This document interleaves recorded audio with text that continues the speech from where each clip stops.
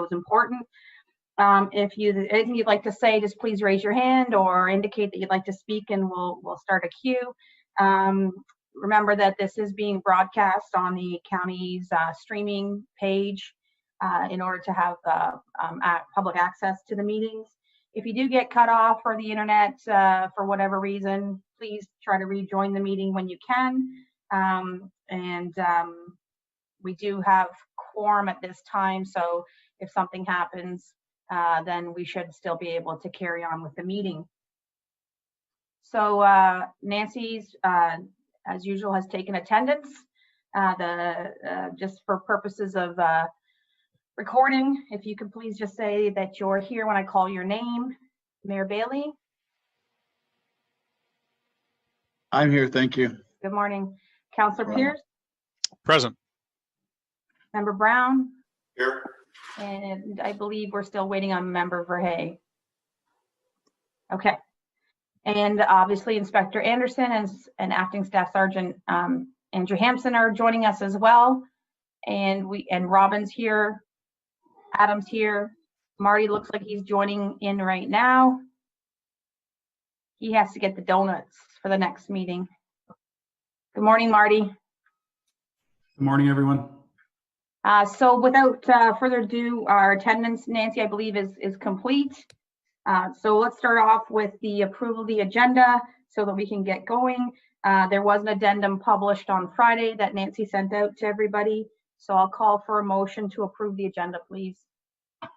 Mayor Bailey is and Councillor Pierce. Thank you very much. All those in favor? Thank you. It's carried. Any declaration of pecuniary interest, please do so now. Seeing none. Okay, so we have some delegations today. Our first one is Katie Curtis from the St. Leonard's Community Services, and in the package that Nancy sent out was the slide deck as well that Katie is going to present to give us an update on the MCERT and COAST program. So Katie, welcome to the meeting, and I guess I'll turn it over to you, and we can go from there. Great, thank you for having me. So I'm just here to provide some updates about our crisis services. So we operate in both Brantford and Brant County. And again, through the pandemic, there was some changes of programming at the beginning of the pandemic, but since August, we've been running at full capacity and have seen quite an increase in all of our services. So I'm going to kind of go through some of that information. But to start, I want to give a little bit of updates. Throughout the pandemic, there was a lot of asks and need about providing some walk-in services in the county. So we were happy to be able to start those services December 1st with the support of the Optimist Club. So we're operating in the county on Tuesdays and Thursdays, and we just started December 1st. So that program has already started pretty well. We've had at least 2 to 3 clients booked each day that we're out there to provide face-to-face mental health sessions. So typically a walk-in clinic client can just walk in and they would wait for service. Due to the pandemic, they would need to book ahead of time. They can book right up to right before they walk in, just so we can do some COVID precaution screening. And then we're seeing 1 client at a time in that facility, just due to the way the facility is laid out. And then we've also been able to offer virtual mental health sessions. So those started November 23rd. So clients in Brant and Brant County can contact the crisis line and book a virtual session with one of our COAST counselors to meet individually, and then they can provide some follow-up support after that initial session as well. We were also successful in obtaining a grant at the beginning of COVID to be able to provide clients with cell phones. So we have cell phones available for clients that can provide talk and text. So we're able to connect them to virtual sessions and counseling if they need to, and they're not interested in face-to-face supports. We can provide that for them.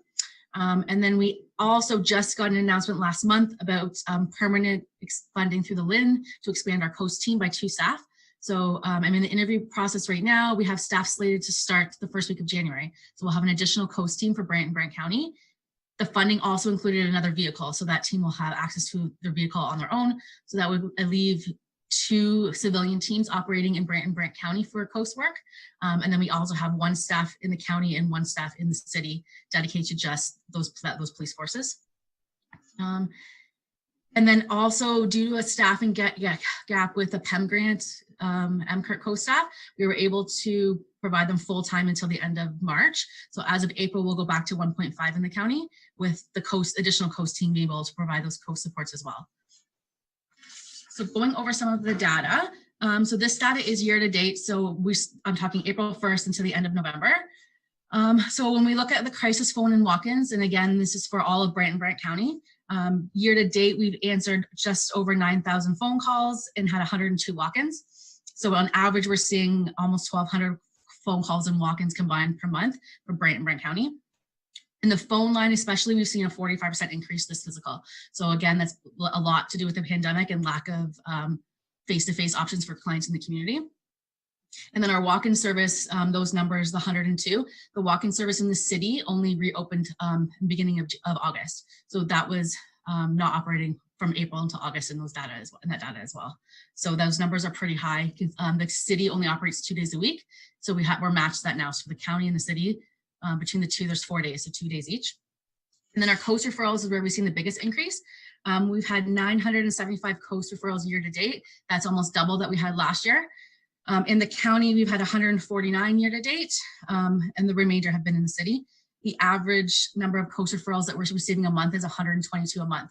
And up until this new funding, that was only being served by one civilian team and then 1.5 staff that worked with police officers directly. From April until June, we saw a 62% increase alone. And then July and September was our busiest, where we saw a 98% increase in the coast referrals. So year to date, we're seeing all combined 66% increase in coast referrals for clients in both Brant and Brant County. And then MCRT. So the MCRT operated very differently this year due to the pandemic. So we were only part-time in the county until the middle of May, or sorry, till the end of August. But in the city, we weren't operating at all, unfortunately, until the middle of August, just due to just challenges in place with meeting different expectations with the pandemic. So really from August until now, until the end of November, we've had 134 MCRT calls, 54 of those were in the county. And then we're looking at, so that's just adults. So for youth, youth have been a little bit slower during the pandemic. So we've had 16 MCRT youth calls in Brant County, and 7 of them were in the county. And then when I look at the age demographics, so for all of our services, the age demographics, that 15 to 24-year-old are making up 30% of all of our crisis programs. So MCRT, coast, phone, and walk-in. That's the highest we've ever seen in that age category. Typically, in previous years, is that 25 plus category, but we're really seeing those traditional age youth struggling right now during the pandemic. The next highest category is the 25 to 34-year-olds, and they're at 19% of our overall crisis response. And in the county, we're seeing a 50% split rate down the middle, 50% males and 50% females that are accessing crisis services.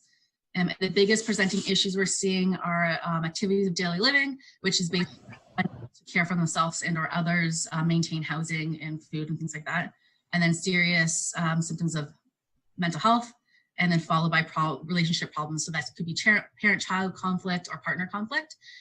But those are the top 3 things that we're seeing in all of our crisis services combined. That's my data. Any questions? That was a quick tour. Thank you. Yes. Any questions for Katie on the data or anything specific that you'd like to know about the county, Mayor Bailey? Well, thank you, Katie. I know that you know that I'm a big fan of what you do, and thank you for what you do. Your numbers aren't as bad as I thought they were going to be. I thought we were in a little bit more trouble in the county, and we're not. So that makes me feel good.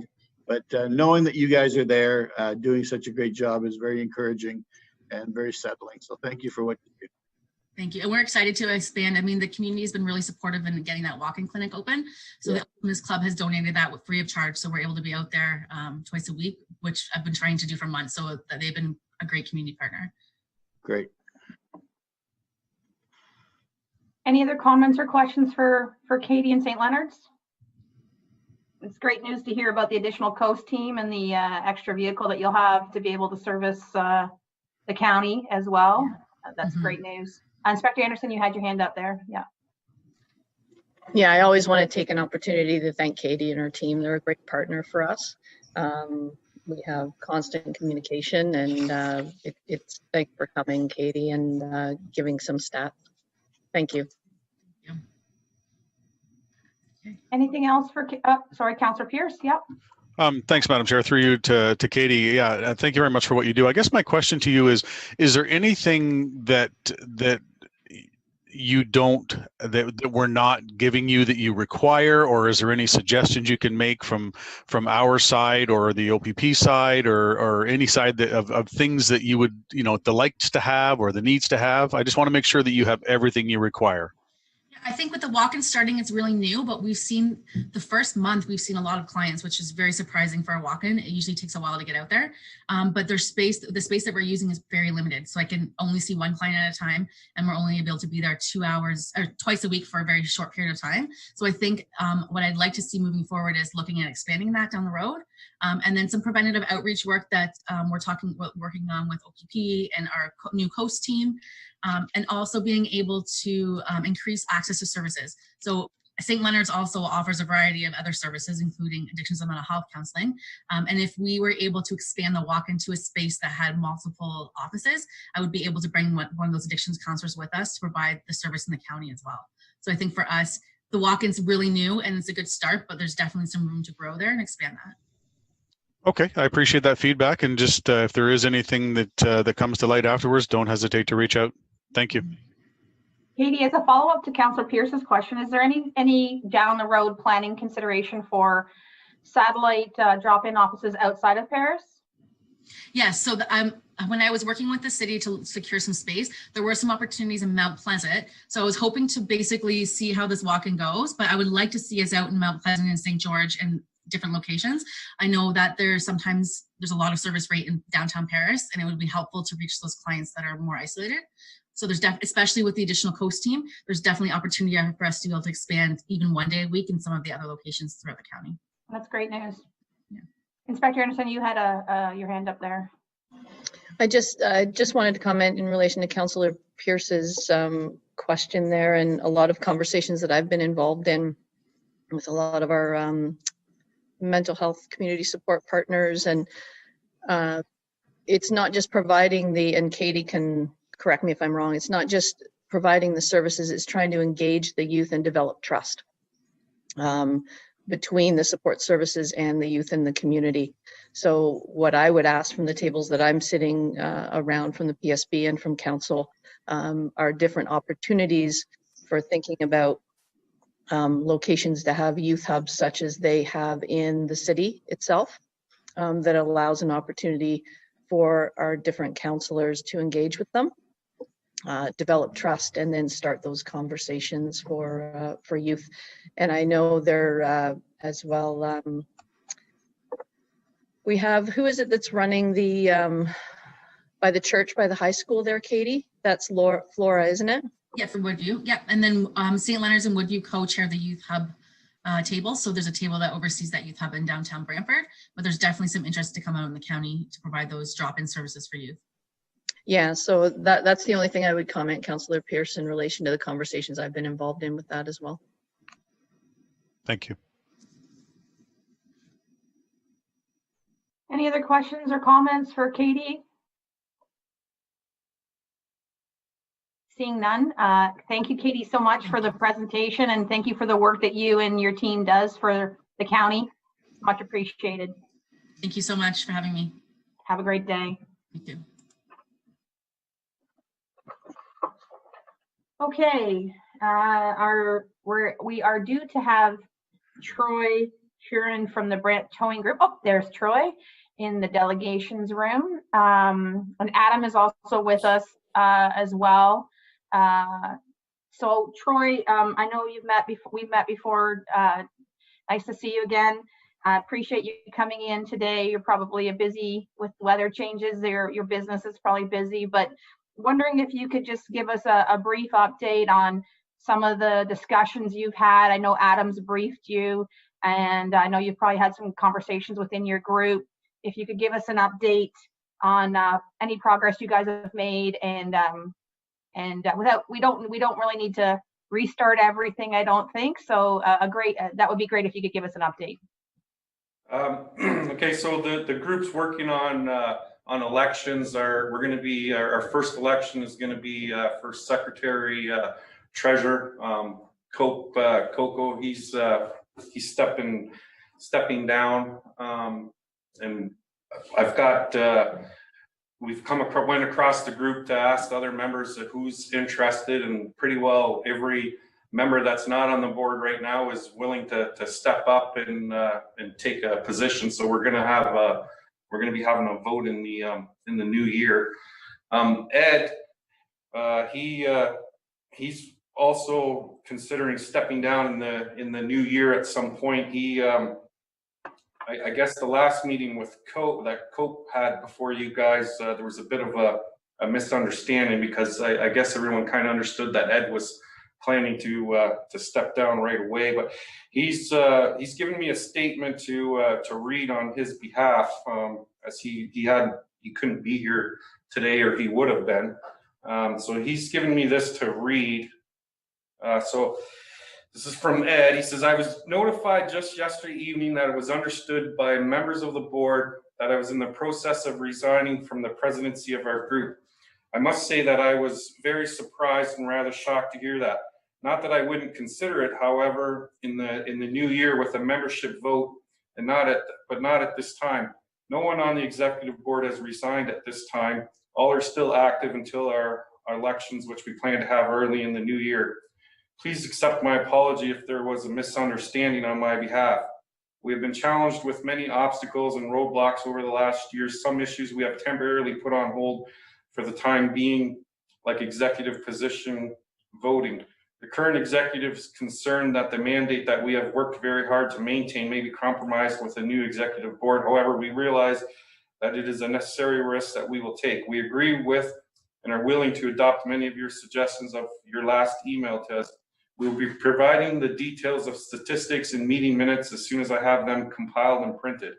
Please understand we are only a small group of local business owners trying to provide a good service in a fair and equitable manner in a line of business that is very often unfair to us. We have built a system that has worked extremely well for us as operators, and I believe that the OPP, we have built a system that has worked extremely well for us as operators, and I believe the OPP as well. Gone are the days of unfair call distribution, corruption, lack of transparency, in addition to other issues. Although I understand your demands to see the continuity in our group, it really does operate much less complicated than one would realize. This is because of the transparency, simple and hands-off way that we have set it up. I do agree with your board, though, that we must and will adopt some positive changes going forward. I also apologize that I could not be at this meeting at this time. I look forward to attending the next meeting to answer any additional questions and further discussions of our operations with you all. Thank you very much, Ed Darris. So that he wanted me to read that off to you guys. He's getting together the minutes that he's requested, and whatever other statistics there was there that he's wanted. Yeah, other than that, that's what we're doing, so far. If there's any other questions, I can try to answer what you'd, if you have any.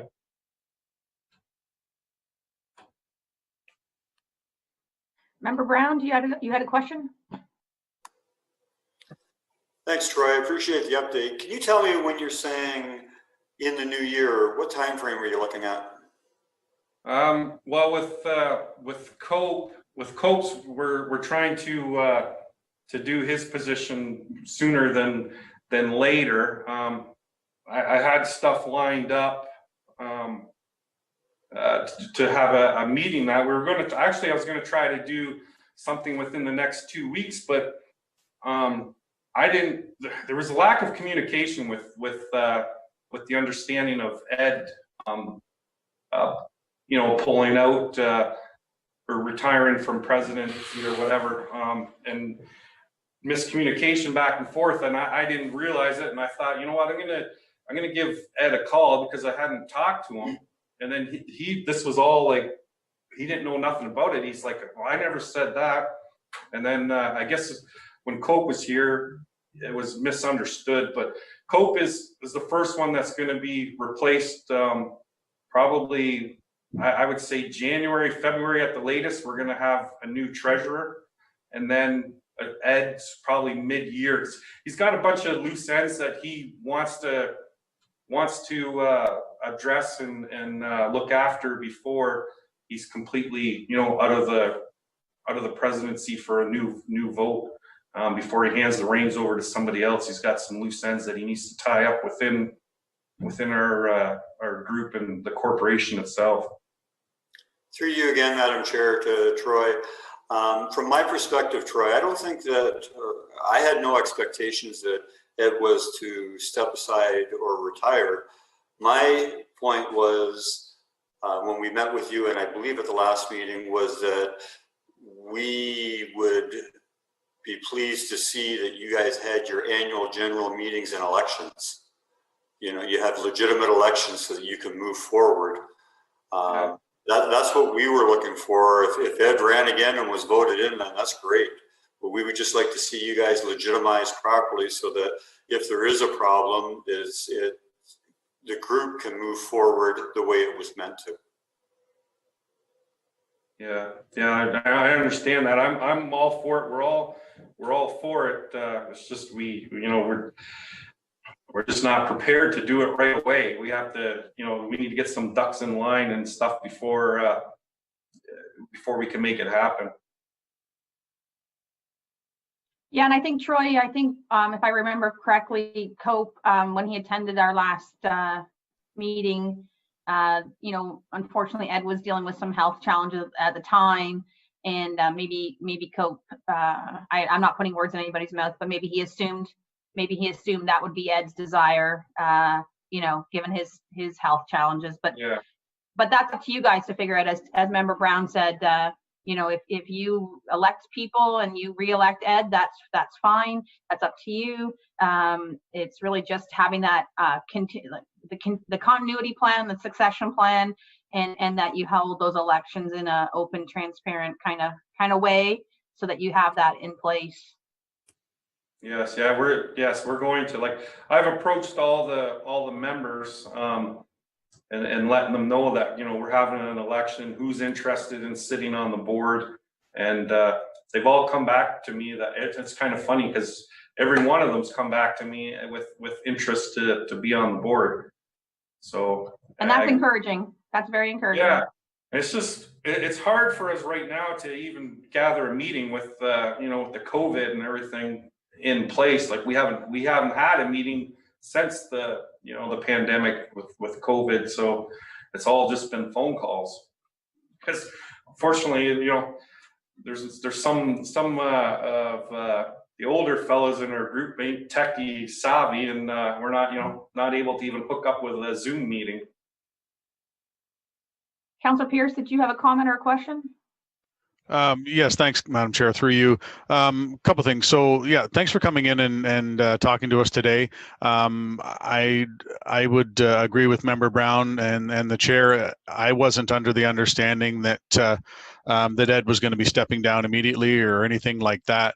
I guess a couple comments and a question. First of all, a comment. I appreciate the fact of you reaching out to all the members to let them know that you're going to be having elections. Who would be willing to step on? It's great to hear that that there's it sounds like there's numbers of people there, so there will be a vote as to who gets in. That's fine. I just a couple of questions, and I'm not sure if it was passed on to you in conversations that we had with Copen and the letters that we had sent. Has there been any discussion about expanding the, if you want to call it the executive, to non-towing members to get a little bit of outside influence into the board, as well as expanding numbers of people on the board? And I know that when Cope was in the last meeting, he did state that he would be stepping down, but would be more than willing to stay on for a transition to whomever it is that is voted on to get that position. And I'm hoping that is part of the rationale with Ed. I understand you said that there's a few loose ends to tie up, but I'm hoping part of the rationale for Ed is the fact that there's some sort of transition period. So it's not just, Ed ends today and or let me put it in the way that the current president would be done today and the new president would start tomorrow. There needs to be some sort of crossover there to ensure that two things: to ensure that the group itself continues on as they are, and to help whomever it is going into that position, if in fact it is a new person. So my questions again: has there been discussion on expanding the number of people on the executive, as well as expanding to outside of the tow group itself? And as far as the elections, are you going to be getting yourself onto a schedule where you have your annual meeting and the entire board is re-elected or nominations at that time, or will it continue to be like you were saying, secretary treasury at this point in time and this position at that point in time? I'm curious of what the thoughts are around that as well. So we're going to, as far as we are going to have obviously a transition period, because we couldn't just throw it in somebody's lap without them, knowing anything, or look, always looking from the outside in and not knowing what's going on the inside. So there would be a transition period for sure, especially with the presidency. The treasury, I'm sure Cope would help out with that on the books ends and the banking and stuff. So all the positions would have to have a transition period for sure. And we have spoken about the membership.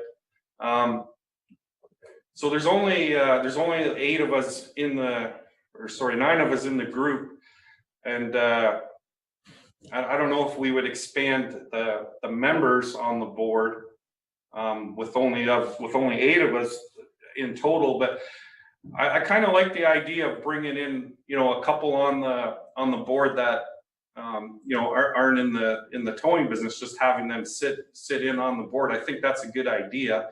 That hasn't been discussed with any of the members, but I think I'll bring that forward, because I have thought about that, and I do like that idea to get maybe 2 more people on our board that isn't in the business or the industry with us, just to have opinions outside of the industry on our board. I think would be good.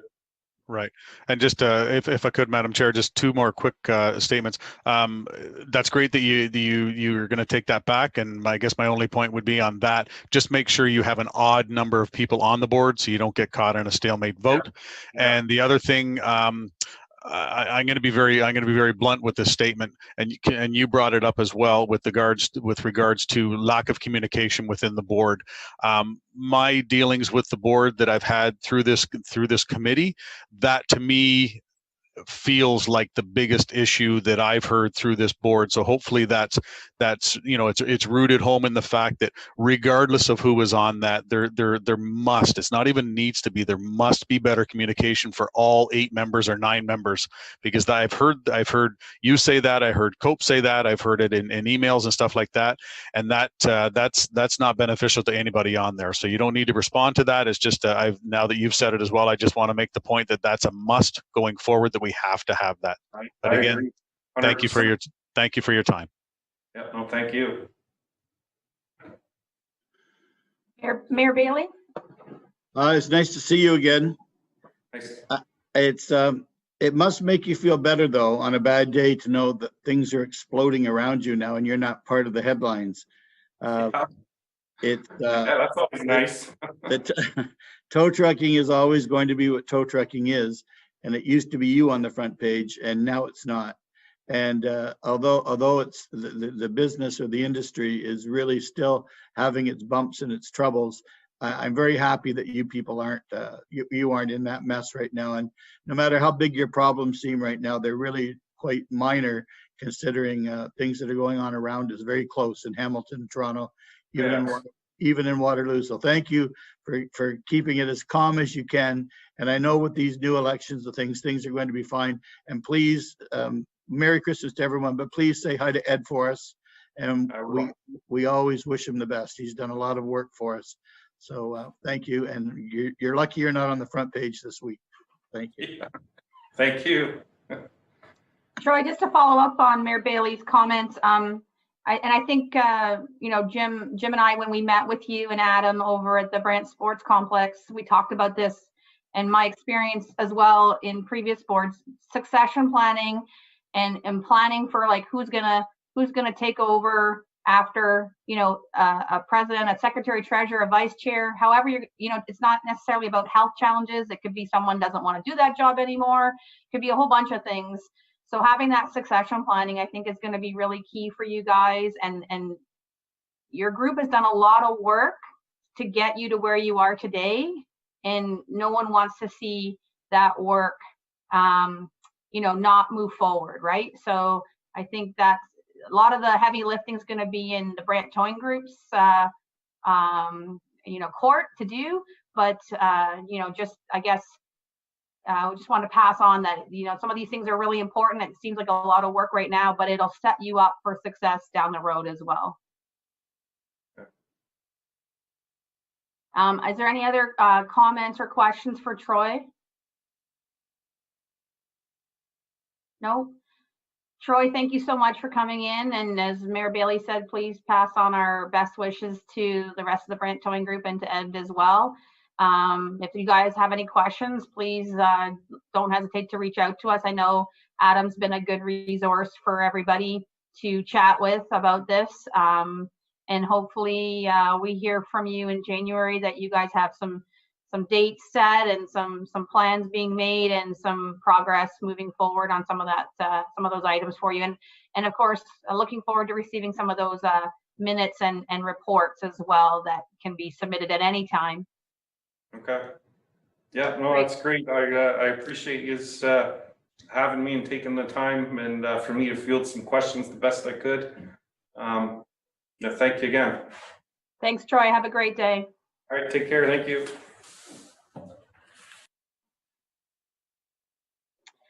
Okay, so is there, I don't know if there's any action items that you would like to discuss from either of the two presentations. If not, then we would need a motion to receive the presentations as information, or if there's anything further that you'd like to come out of either of those two presentations, then we should probably discuss those action items now. Member Verhey? Just a quick question to you, Madam Chair, only because of just trying to piece things together because I couldn't make the last meeting. What ended up happening with the date in the letter that was issued to the towing group? It just sounds like the towing group is directly or indirectly asking for more time and want to see this sort of trickle through next year. But I know when we started the conversation, we were looking to sort of set some deadlines. Where does that stand today? Did that kind of just fall by the wayside, or are they just ignoring that date? So I don't have the minutes right in front of me on my screen, but Nancy maybe can help me here, because if I do that, then I won't be able to see you guys. We did provide them a 3-month extension to the contract to be able to get all of the ducks in a row. But they were to come back to us with a plan, which I think Troy tried to do a little bit today, with their next steps towards elections, board positions, that type of thing. Okay, thank you. Yeah. And if I've misspoken, Nancy, please correct me. So I believe Adam has prepared an amended extension to the contract that would take us to that additional time frame, but nothing beyond that at this point, Marty. Mayor Bailey? Just a motion to receive both delegations. Thank you. A seconder for that motion, please. Member Brown, and all those in favor? And that's carried. Thank you. The St. Leonard's presentation was very interesting as well. So the minutes from the last meeting, November 17th, everybody's had a chance to review them. So at this time, we'll call for a motion to adopt the November 17th minutes, please. Okay, Councillor Pierce. Marty, I don't believe you can if you weren't at the meeting. So seconder by Mayor Bailey. All those in favor? Okay, carried. Thank you. Sorry, I just thought if I read them, that would qualify. Well, you were there in spirit. So business arising from the minutes, I just had a couple of things. Obviously, we talked about the Brant Tow Group here today a little bit. I'm not sure if there's anything additional to Marty's point that you want done, but Adam has worked back and forth, has taken quite a few phone calls and conversations with the folks with the Brant Towing Group.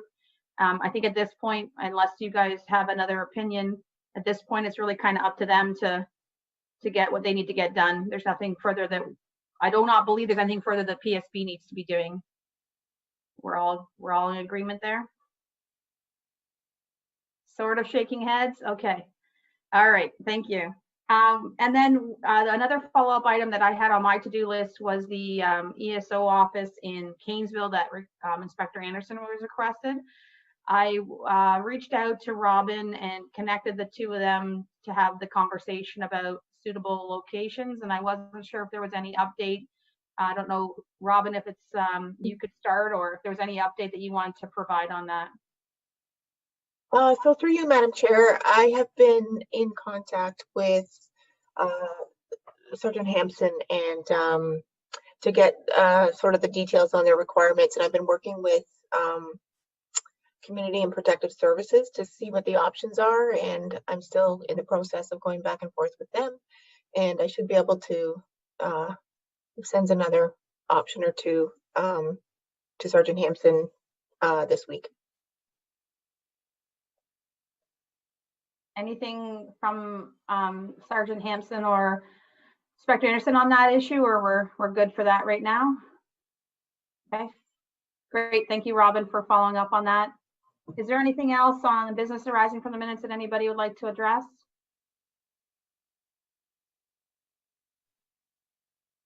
Seeing none, we'll carry on then.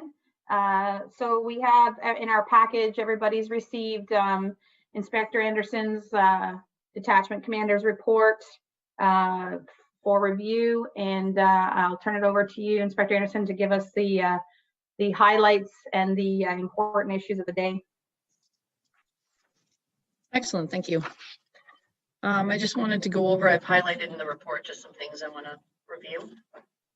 So we have had 3 retirements in relation to our members from October until the end of December will be our last of those 3. Constable Sue Dick will be retiring at the end of this month. Actually, the 23rd is her last day. And she spent over 30 years in policing between Kitchener-Waterloo Regional and the OPP. And she's still doing active frontline policing duties that she's going to retire from. So we wish her the best. We have 2 upcoming vacancies at our detachment. 1 member has accepted a lateral transfer to another detachment. And a 2nd member was successful in a provincial competition for the OPP surveillance team. This will bring our, including all the retirements and vacancies or the lateral transfer, it'll bring our vacancies up to 4. And we also have 4 recruits coming in February that will be deployed to Brant. They have a 1-year probationary period, so they'll be assigned a coach officer, and they will be recommended for full-time employment with the OPP as long as they're successful in that 1-year probationary time frame. In relation to media, we had 12 media releases added to the OPP news portal, 15 Twitter posts that were added to the OPP West Region Twitter account. A lot of high volume views on those Twitter posts that we had, close to 35,000 views over about 8 different posts that we had there. So the videos are definitely, we have a lot more views on the videos that we post there. In relation to our school resource officer, in November, he's dedicated 33 hours of school patrol. Again, these are not being done within the school because of the COVID restrictions, but he is doing patrol as well as a couple of our other officers around the school in relation to the COVID restrictions and just youth gathering in different areas. And on that same topic, we continue to work with Brant County Bylaw and the Brant County Health Unit in relation to the positive ticketing program that we're running to try to have the youth specifically the students at PDHS to comply with the masking rules and groups and trying to disperse groups. Special thank you to some of the businesses in town as well. In relation to McDonald's, Tim Hortons, New Orleans, and KFC have provided those coupons that allow us to give them to the kids and are taking part in that positive ticketing campaign as well. And on another positive note, the city of Brantford has asked us for what we've been doing here in the county in relation to that positive ticketing, and they've adopted the same program in the city with some good success there for them as well.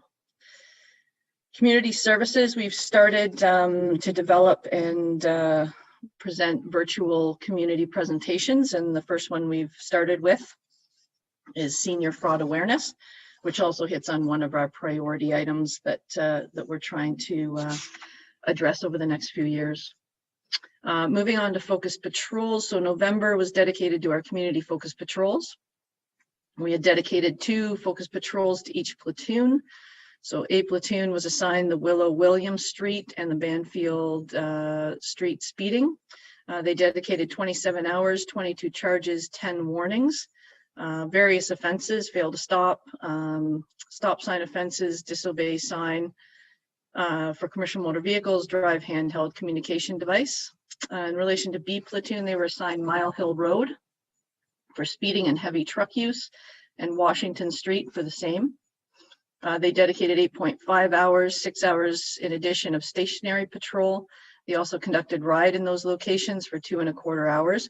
2 charges were issued, 3 warnings, and no commercial motor vehicles were observed on Mile Hill during our observations when we were there. In relation to C platoon, they looked after Long Lane speeding issue and Savannah Ridge, which also had a speeding issue there. A total of 8 hours of patrol on both Savannah Ridge and Long Lane. All enforcement action occurred between 8 a.m. and 1 p.m. The report back we got was that there was minimal traffic volume except for Savannah Ridge between 8 and 9 a.m. and almost no traffic on Long Lane at any time during those observations.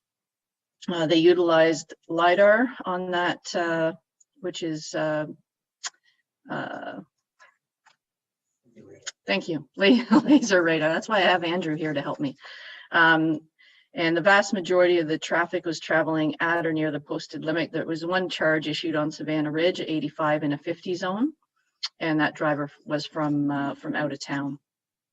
In relation to D platoon, they were looking after Pauline Johnson, speeding and stop sign enforcement that was requested, and Baptist Church Road speeding and stop sign enforcement as well. They dedicated 8 hours to each location. LiDAR and radar was utilized. 3 charges were issued and 3 warnings. Our admin platoon, which is comprised mostly of our emergency response team members that have part-time duties elsewhere. They were assigned the loud mufflers and squealing tires. They did 7 hours of mobile and stationary patrol in both Paris and St. George. No infractions, and the issue, my comments on here, the issue is more seasonal with that, where we find where people are getting their motorcycles out in the spring and so on and so forth. So in relation to that, we have an officer who's still assigned to developing a plan for us for the spring and the summer in relation to the loud vehicle issue that we have in St. George and Paris. So he's done a bit of work. I just wanted to let everyone here know. He's contacted both London Police and Halton Regional Police in relation to initiatives that they've run for the same issues. And he's working with them, trying to get copies of their ops plans and see what will fit here in Brant, with the hopes of starting in relation to social media campaign, education, and enforcement blitzes coming up in the spring and the summer next year. And he's also looking at doing some specialized training for our members in relation to charges, and also trying to partner currently with bylaw to look to see if there's any recommendations that we can put forward to council for any type of bylaw amendments that would come forward from that. In relation to the new detachment, we are here and we are very happy. Thank you again to everybody that had a piece of that and a hand in that. It was a long time coming. Well before I was here, a lot of people have put a lot of work into it. I do have to give a lot of appreciation to both Andrew Hampson and Andrew Nicholson, who did a ton of work between logistics and trying to get everything over here. They took on a lot of work that the platoon sergeants, we left them to run the road. So they took on a lot of different duties to get us in here and get us operational. So on that note, as of November 25th, we were fully operational at this new location. Our current office hours are 8:30 a.m. to 4:30 p.m. At the old detachment on Mechanic Street, we did not have a phone on the exterior of the detachment. Here we do have a phone for people to access if the front doors are locked beyond 4:30. There is a phone at the front that will put them in direct communication with the dispatcher for police assistance.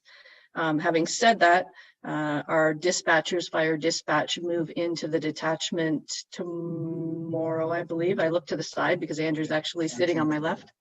Physically, Okay, so they have the IT coming in tomorrow, and then they will be physically moving in on Thursday.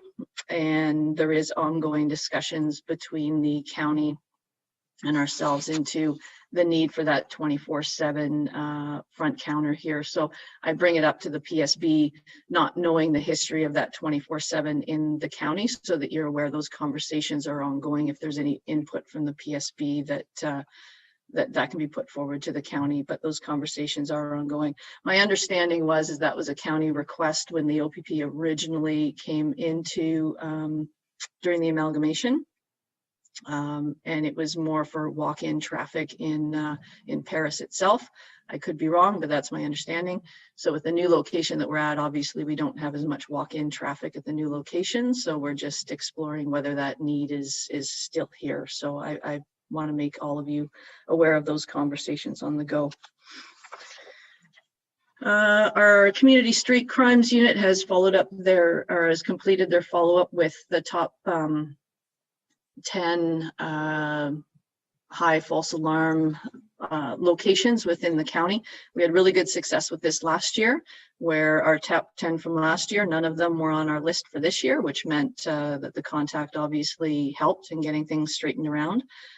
So we did that again this year, and we'll see what the outcome is. But when I go through the statistics, we certainly are down in the number of false alarms that we're seeing. So I'm hoping that has some impact. What we're doing has some impact on those numbers.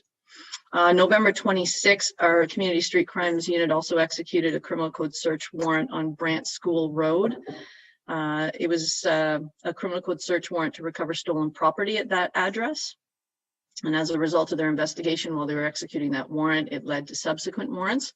2 additional warrants, actually. One involved a Controlled Drugs and Substances Act warrant at that location. And upon completion, over $100,000 in stolen property was recovered, and 4,489 cannabis plants with an approximate retail value of $2.2 million. Of note, we had a number of different resources here assisting us.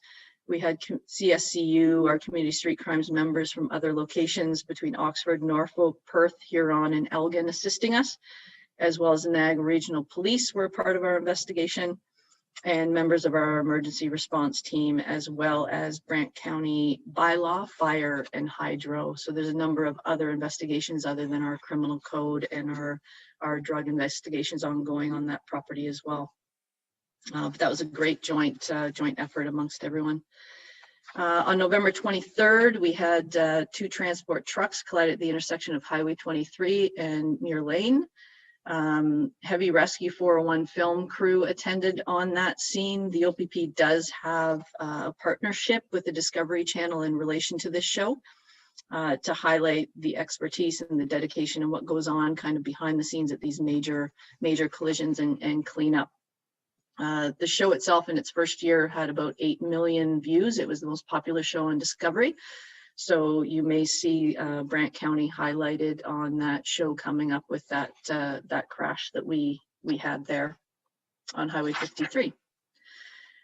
Just a couple in the noteworthy items I just wanted to pick out.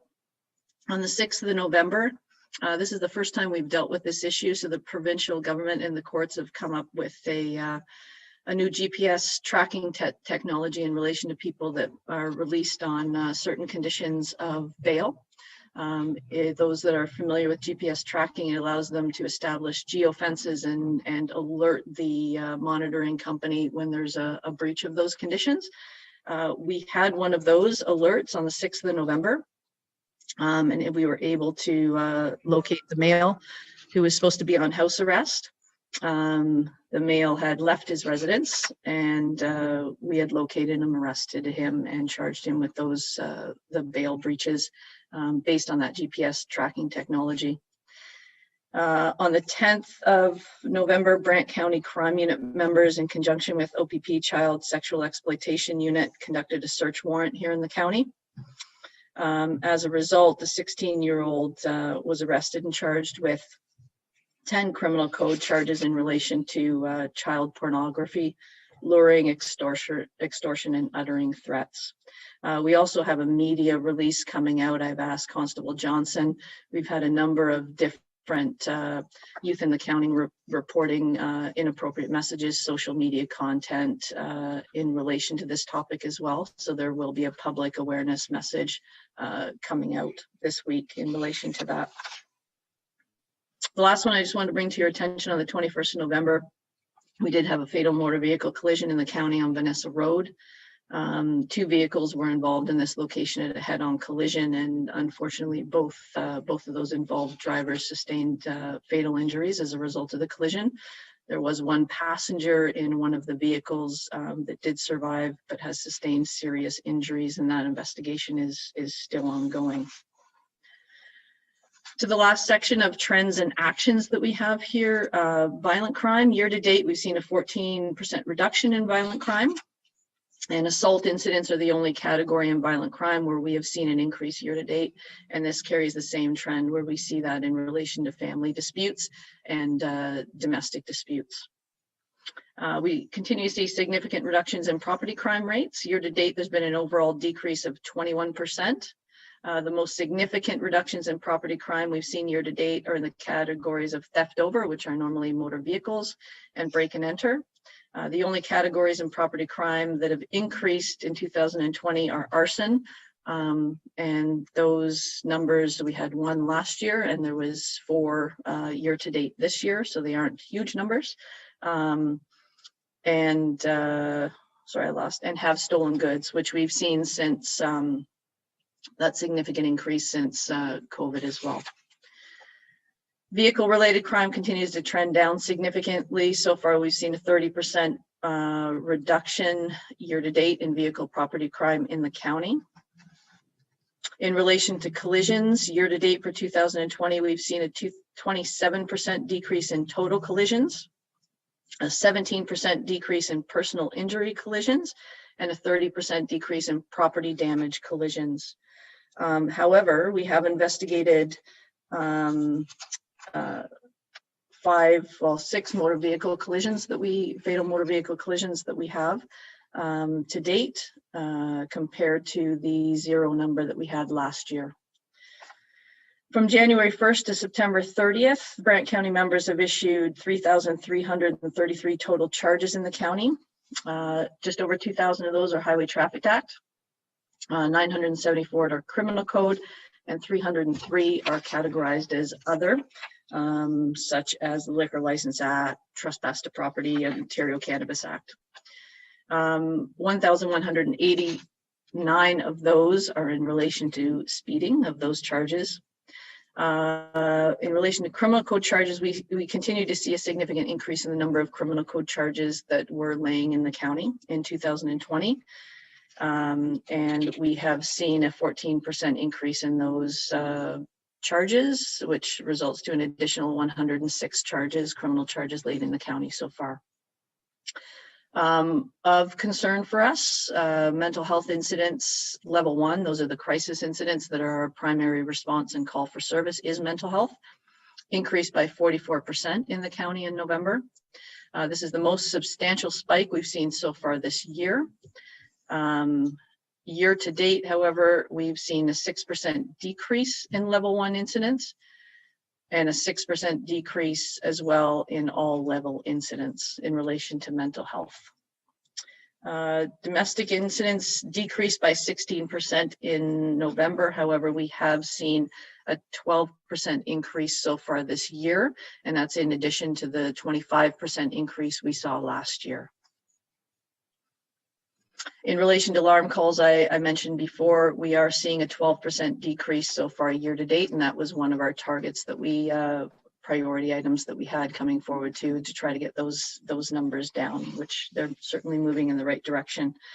In relation to patrol hours in November, Brant County members completed 538 cruiser patrol hours, 40 foot patrol hours, 2 bicycle patrol hours, and 33 school patrol hours. So far in 2020, we've conducted 1,180 hours of foot patrol. This is a 25% increase compared to the same time frame that we had in 2019. And year to date in 2020, Brant County members have conducted 9,231 hours of cruiser patrol, 77 hours of motorcycle patrol, 40 hours of marine patrol, 259 hours of ATV patrol, 119 hours of bicycle patrol, and 223 hours of school patrol.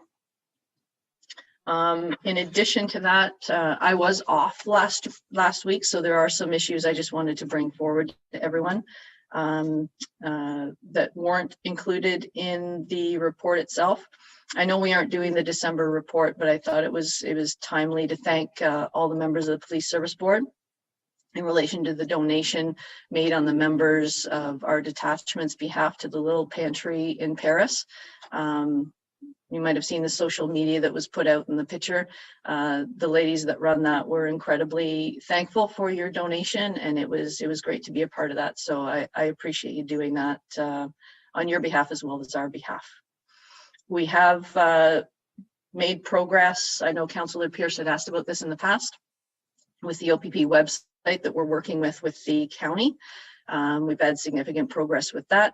Right now, we're hopeful to be up and running and live as of the first of the year with what we have. We have another meeting this Thursday. It will be won't be as advanced as what the final product will be, but it will be a living website. But the important stuff will be up and running there as of the 1st of January is our target. And the main priority that we had with that website is communication with the public. So a lot of the priority items that you'll see on there will be based on those communication pieces. We have also have heard, and Madam Chair, I don't know if you were going to speak about this or not, so I don't want to steal your thunder, but we have heard back from the Municipal Policing Bureau in relation to the enhanced contract that the county is looking at doing with the OPP. So we have received a draft of that contract, and it has been approved through all levels of the OPP. It's just a matter of coming to if the contract is adopted by council, which I think may be on your agenda tonight with council. So that's good news. As well, Festive Ride, we started Festive Ride on November 26th. You will be seeing some media releases and social media coming out on how active we've been in relation to that. Specifically over the weekend, we've had 6 impaired charges over the last 6 days, some pretty severe ones, with children, 6-year-old child in the vehicle, extreme speed, very excessive circumstances in relation to the impaired charges that we're having, as well as impaired by drug. So you will be seeing an awareness piece and a media release coming out on that. The last item that I have before I want Acting Staff Sergeant Hampson to just speak about another issue is for awareness, the EOC that I'm taking part in. We're starting a proactive initiative with our JET team, our joint enforcement team between Brant County Health Unit, the OPP, and bylaw in relation to going out to more small businesses in the county. If we do move into a red zone, we do anticipate there are provincial enforcement teams that do come into areas that when they move into the red, and they don't hand out a lot of warnings. It's more charges. So we're going around and trying to prepare any businesses to make sure they have safety plans and everything else in place, so that when and if that provincial enforcement team does come into Brant, that our businesses will be well prepared for that. And there's been quite a bit of work since Friday. They've actually gone out to about 13 different businesses between Paris and Burford. They were in Burford as well. So that's moving along well. Last thing, I just wanted, Staff Sergeant Hampson, we didn't have an opportunity to speak about it at the last PSB. We kind of cut our report a little bit short. But you'll notice in the, and I do anticipate a comment about the reduction in our charges that we saw in November, and we'll speak about that. But I just wanted you to understand the difference with traffic enforcement, the difference between issuing a Part 1 offense and a Part 3 offense, and just the trends that we've been seeing in relation to that, because we've been seeing a lot more Part 3 offenses in the county. If you look at last month's report, what those are more serious traffic offenses that require a mandatory court appearance on the part of the driver. So I just wanted Andrew to just quickly run through that for you, so that you understand the time dedication between a ticket and a Part 3 offense.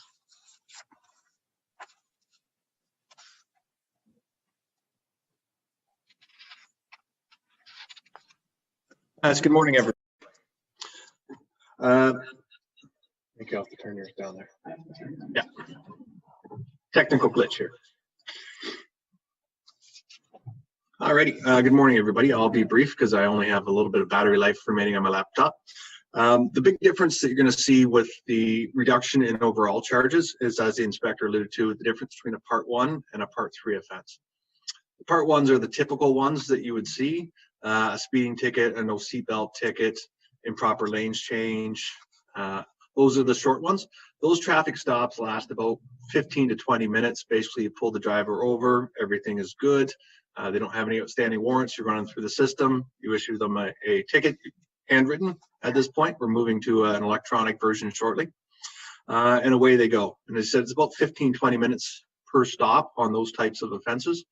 What you will have noticed over the last couple of months in the noteworthy incidents are the increased numbers of suspended drivers, no insurance, and stunt driving. With those are much more complex investigations. It still starts with the same traffic stop, but now you've run them through the system. Quite often, if they're suspended, if it's an excessive speed or stunt driving, those are arrestable offenses. So then we're taking them out of the car. We're going through the arrest procedures with them. Following up with that, there's the release procedures once they're released from arrest. We're now waiting probably 45 minutes to an hour for a tow truck if there's a vehicle impoundment. Filling out more court documents for Part 3 offense. Those require you to actually physically appear in front of a justice of the peace. So we have to find a court date, set out the court documents for that. That's another half an hour, 45 minutes. Once we're released from the scene, the driver has all their documentations. A tow truck has come, a cab has come to take the driver away because their vehicle is usually impounded.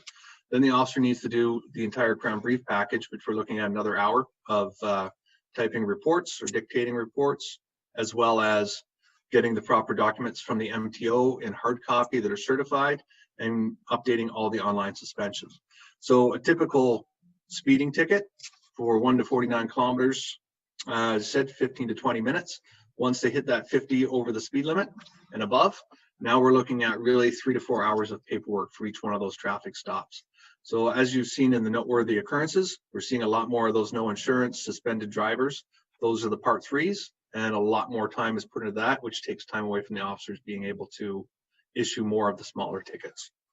Further with that, some of our more popular tickets that we had in the past for Part 1 offenses are the expired license plates and expired driver's license charges.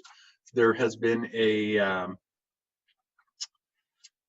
just trying to think of the word here for it, a moratorium, that was the word, thank you, Inspector, on us laying charges for those due to COVID and some backlogs with the MTO. So typically where we would see a number of the expired license plates charges being laid, we're unable to do those at this time. Does anyone have any questions in relation to the different timeframes and what we're looking at for charges in relation to the Provincial Offences Act? Any questions? Okay, So if no questions, that's the end of my report, pending any questions on the report. So we'll open up the floor for any questions to Inspector Anderson or Sergeant Hampson. Councillor Pierce? Thanks, Madam Chair. Through you, a couple comments and a question. Inspector, that's great news about the website. Thank you for that update. I look forward to getting that. And as you said, it's getting information out to the public, and we've spoken of that before, and that's huge. So I appreciate the efforts being done on that. And again, congratulations about being in your new location. And by the looks of behind you there, it's you're in a nice big room now. It's not crammed into your office. So I'm sure everybody involved with that is just happy to be out there. A few of the comments that I've heard is it's fantastic to see life in that building. So congrats on that. I'm sure that must be great. One other little comment in regards to the focus patrols, in regards to the ride program you had at the bottom of the Mile Hill there. I live right there at the bottom of the hill, and I'd come up from my basement, and all I could see was flashers, and I'm kind of going, okay, what's going on here? Went outside. I spoke to the officers. They were very cordial about what was going on, and I've been here for 29 years and never seen a ride program there. So I was quite happy that it was there. So again, with the focus patrols, I appreciate the efforts that have been done in that. I just want to speak in regards to zone patrol hours. I know you went through some of the numbers, and overall, most of the numbers are up. But if we look at specifically November, whether it's foot patrol or zone patrol, there's some serious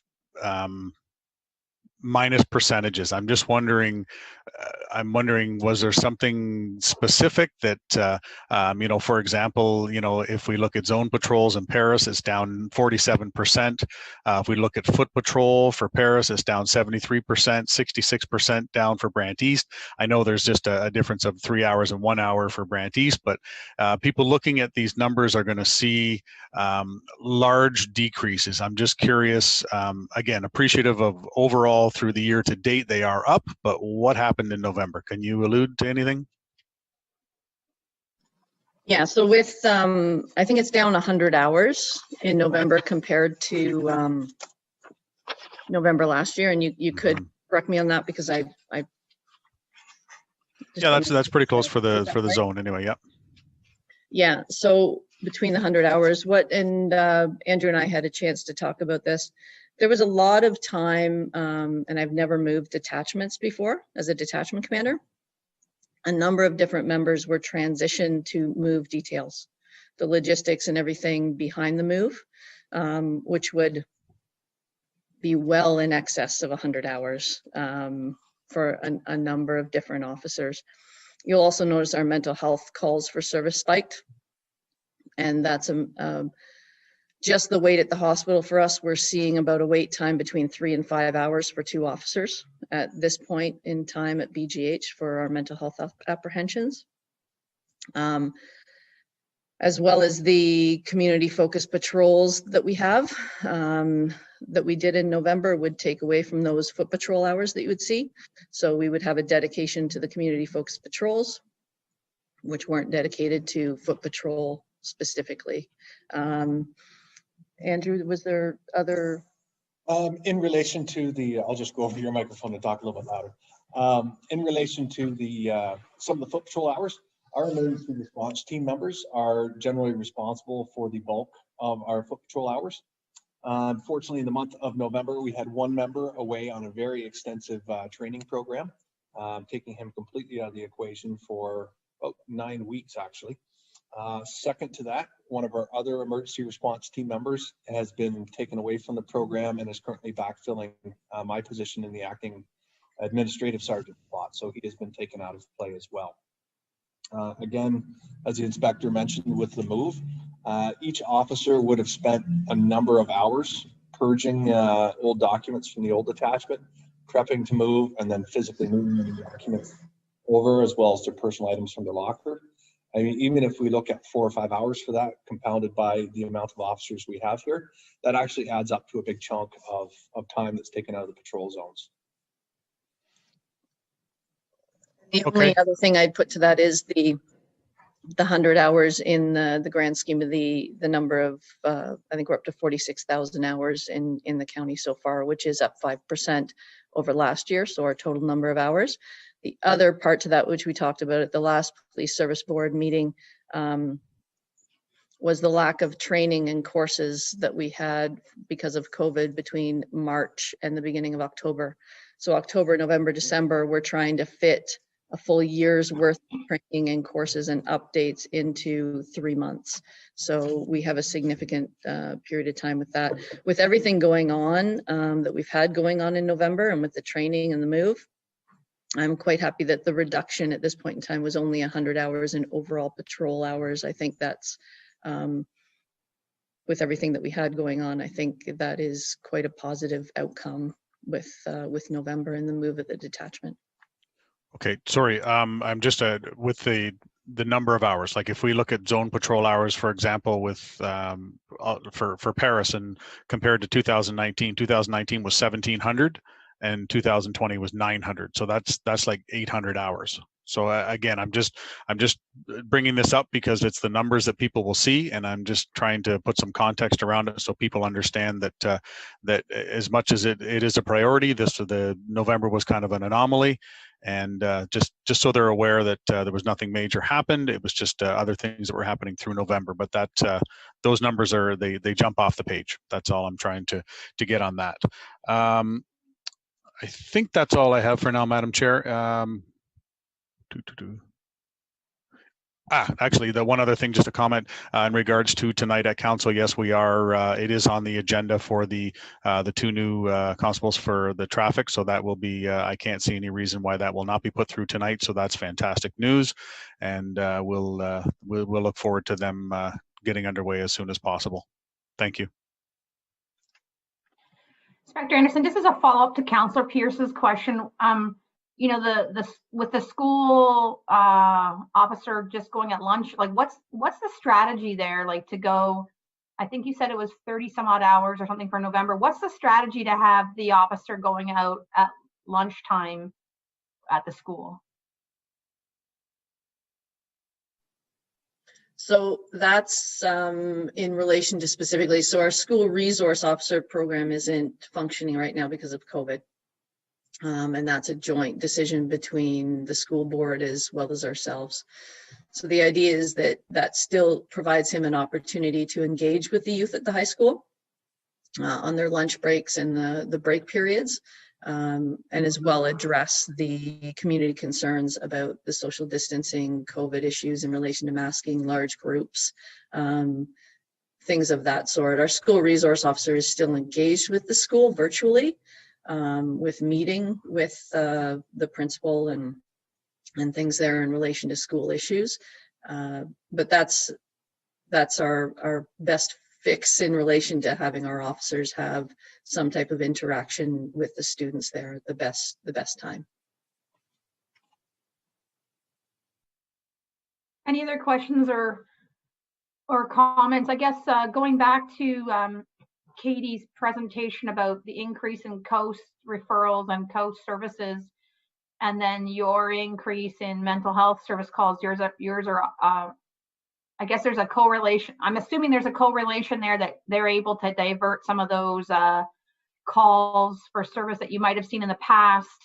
And then the things that you're talking about are probably, I'm assuming, more serious nature in terms of those mental health calls. So that value of having COAST is that an interpretation that's correct, that's helping your front line in terms of the service calls for service? COAST is incredibly helpful. So to kind of give you a perspective of what the difference is, MCERT is the crisis response. So we get a mental health call for service that the officer knows they're going to a mental health call for service. The mental health clinician is with them and responds to that call. To give an example of COAST, because we're the largest referral process or support, community support for referrals for COAST are through OPP Brant County and the county itself. We're trying to expand EMS and things of that nature in the hospital. But Coast itself, if an officer goes to any type of call in the county and realizes there's some type of mental health or addiction support, they can connect that person with Coast, and then Coast does that work in the background so that it hopefully alleviates, they come up with some type of planning so that it alleviates that crisis call to police. If that answers your question, Madam Chair. It's very incredibly helpful for us, and we love both programs, are incredibly helpful. Any other questions or comments for Inspector Anderson or, Member Brown? Through you, Madam Chair, to Inspector Anderson. Just for my interest, the 4 cadets that we have there, do they occupy full-time positions or are they surplus until they've been offered a position? They fill vacant position numbers. The 4 that are coming in February specifically, if you remember a conversation we had in relation to overfill members that have been away from the workplace for a significant period of time, those 4 recruits are coming in specifically to cover those positions. Thank you. As a follow-up then, Inspector Anderson, those 4 positions that you mentioned, we have, so we'll still have 4 vacancies then, even with the 4 new cadets coming in as well. Yeah, around the same time that those probationary recruits come in, that's when we will have a total of new 4 vacancies at that point in time.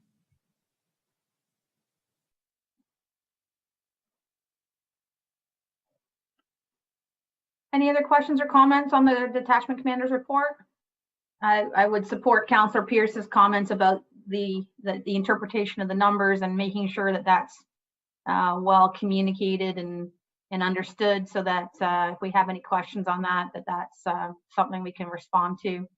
And the focus patrols, the process, I think Inspector Anderson and I were discussing offline, when we go out to solicit feedback on the next round of focus patrols in 2021, we'll budget a little bit more time in that process for feedback to allow for a longer window to get that so we can include that better. But just a comment, Councillor Pierce, I mean, I don't live in Paris. Up until recently, I never used Mile Hill Road, but I've used that road now a couple of times to get over to the arena or over to, the highway or whatever, to avoid all the construction and whatnot. So I'm sure you're seeing an increase on that volume of road with all the construction and all the houses that are going in there. So can only imagine the engineering that's going to happen there with the increased volume of traffic that's going to be on that road in the time ahead.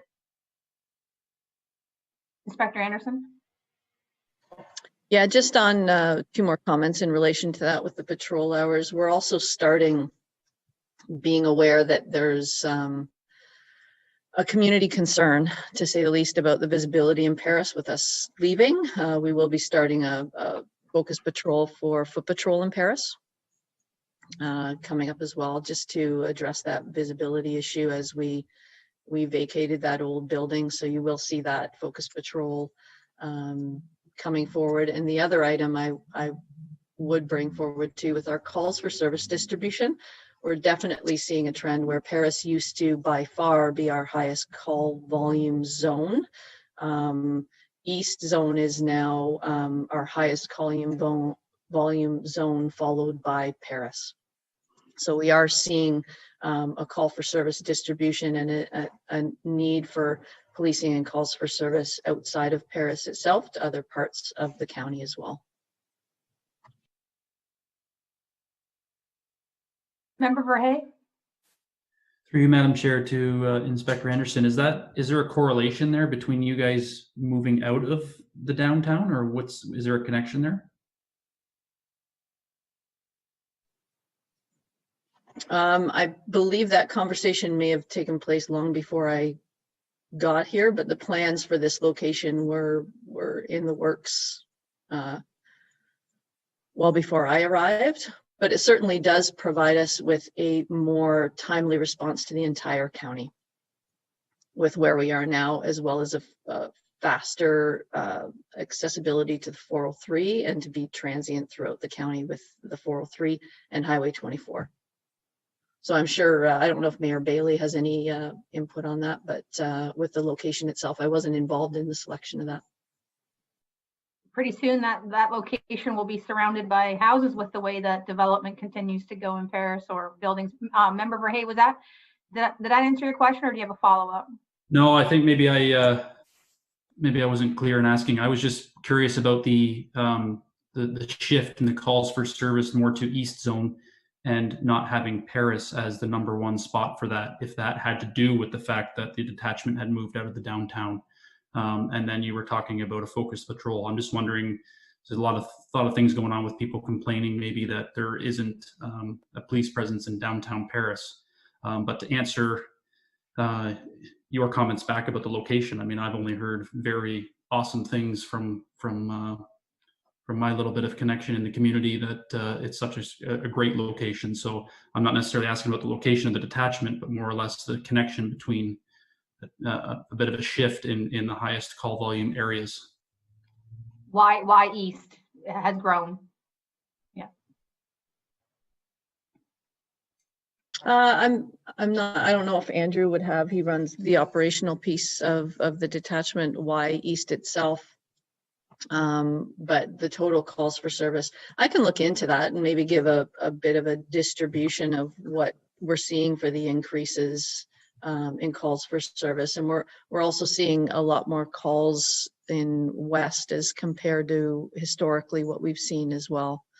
A lot of our borders we're finding, especially in relation to property crime and arrests and things we're making, aren't necessarily, a lot of them are out of town people that are coming into the fringes of the county in relation to property crime and the arrests that we make. So if I was to guess, and I will have our analysts kind of look at this for you, but I would guess it's more the property crime related, and that trend we've been seeing from people from neighboring jurisdictions just coming to the fringes of the county in relation to calls for service. But the next meeting, I'll follow up with that, and I'll give a bit of more of a breakdown of what we're seeing for those increases in those zones. Would that help with your question? Yes, for sure. Yeah, that would definitely answer that. And I was just hoping it's not some sort of representation of, oh, because the police, you know, the detachment's not in downtown, so people are calling less or something like that. That's the way I was taking it, but I maybe misunderstood. No, and keep in mind, these reports are for November, so we didn't actually move out of the downtown area until late November. Right. It's the only thing I can stress, and again, I've never moved a detachment before, but the number of hours and that are dedicated to that entire move was incredibly significant, and the logistics behind it took a lot of people a lot of hours prepping for that. Mayor Bailey, did you have any comment there? Well, it's just that I sort of understand why the calls for service might be out that way. That's it's not so much residential. Once you get out of the town of Paris, there's more industrial break-ins. There's more. We've had some issues with some of the motels lately. There's a lot of homelessness. There's a lot of all kinds of funny little things that are going on right now in different parts of the county, just on the fringe, and even coming up Coburn Street from Brantford. And then turning into onto Cairnsville by the airport there. There's all kinds of things that have kept the offices very busy, and they might even be one of a kind. It might not ever happen again, but there was about a month where things were kind of a little off the beaten track there. So I think that might have a little bit to do with it. And the placement of the detachment, as I have been around long enough to know about when we selected that site. And it was more of a security site than anything else. There was a lot of councillors at the time that wanted the police station to stay in Paris and stay beside the fire hall where the new health hub is being built. But it's sort of just a terrorist sort of piece to finding a facility.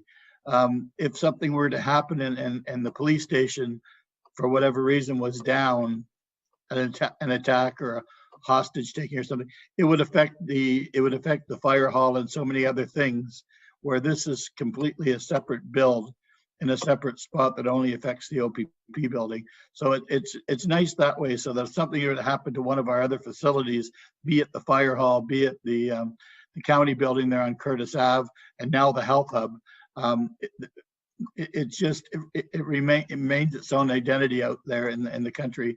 So that was one of the reasons that we really wanted to get it out of Paris. But there was big council support to keep it in Paris, I'll tell you. And it is going to be a little bit of a transition that people are going to complain about the OPP not being in Paris for a very long time. So we really do have to have our game in order, because it is the perfect place for the OPP detachment. And it didn't come flippantly. We went through a lot of discussion to get it out there. So we really do have to stand tough on the location of the OPP detachment, because it is actually ideal. So thank you. Yeah, and just to follow up on Mayor Bailey's comments, obviously I don't live in Paris, so I don't have the connection to the folks in Paris or the history, but to me, it's a great location as well, accessible to all county residents, central location, access for the 403 for the detachment as well. But I just wanted to quickly acknowledge Inspector Anderson and Staff Sergeant Hampson for the for the move, and I'm not sure if they're able to hear what. Anyways, there's a lot of logistics involved in moving, and we all moved houses. We've all moved maybe some smaller offices, larger buildings, whatever. I can only imagine the logistics involved in having to move a complete detachment with all the security and all the different levels of computers, furniture, people, equipment. So just a big thank you to Inspector Anderson, to you and all your team, because I'm sure there was a lot of personal hours that went into that move as well. That's not just accounted for necessarily in all the reports.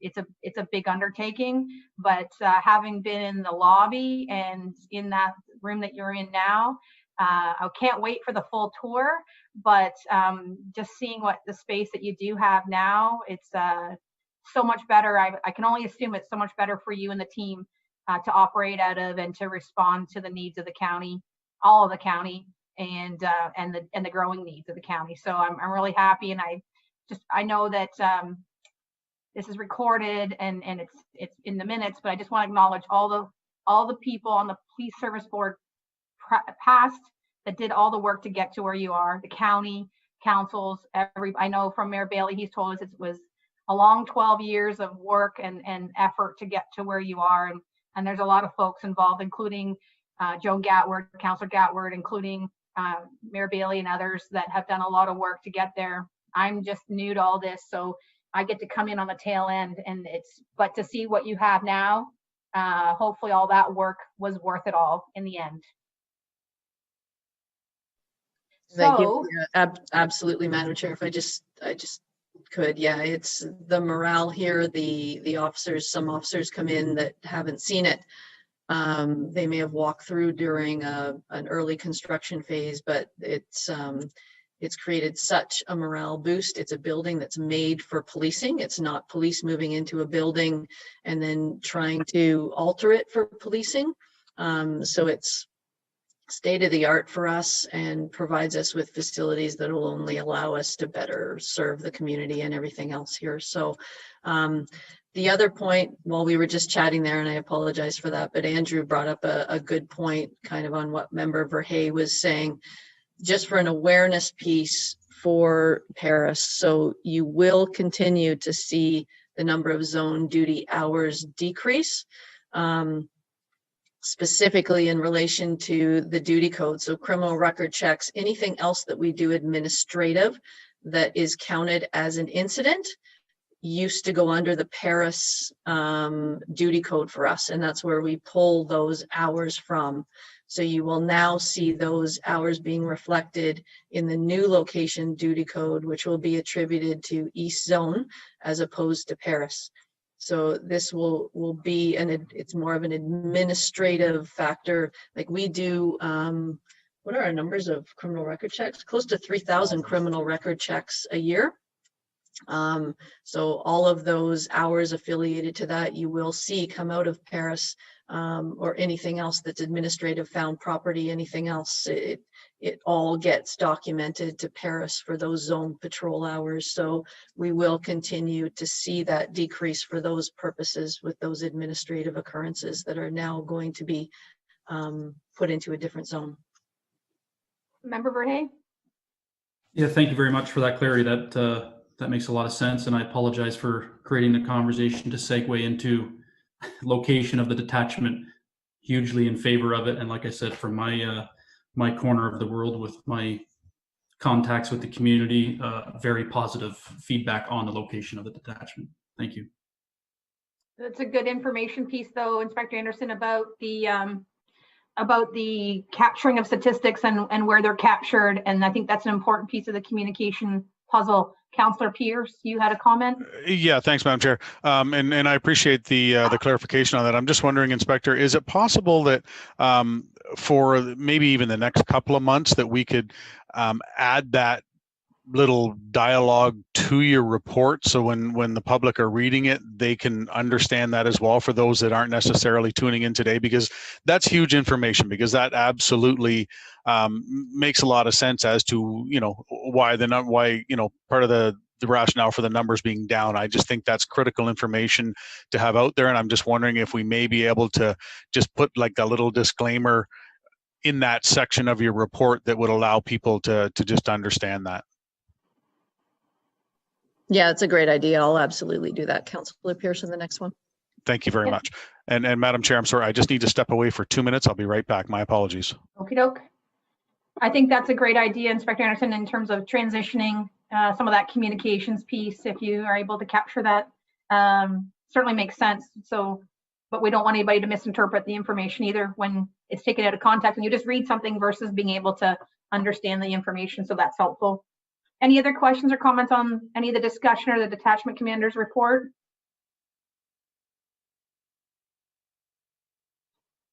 Seeing none, hearing none, I will, and we don't have a false alarms summary this month that was provided. So at this time, we need to have a motion then to receive the detachment commander's report. Member Verhey and seconded by Member Brown. All of those in favor?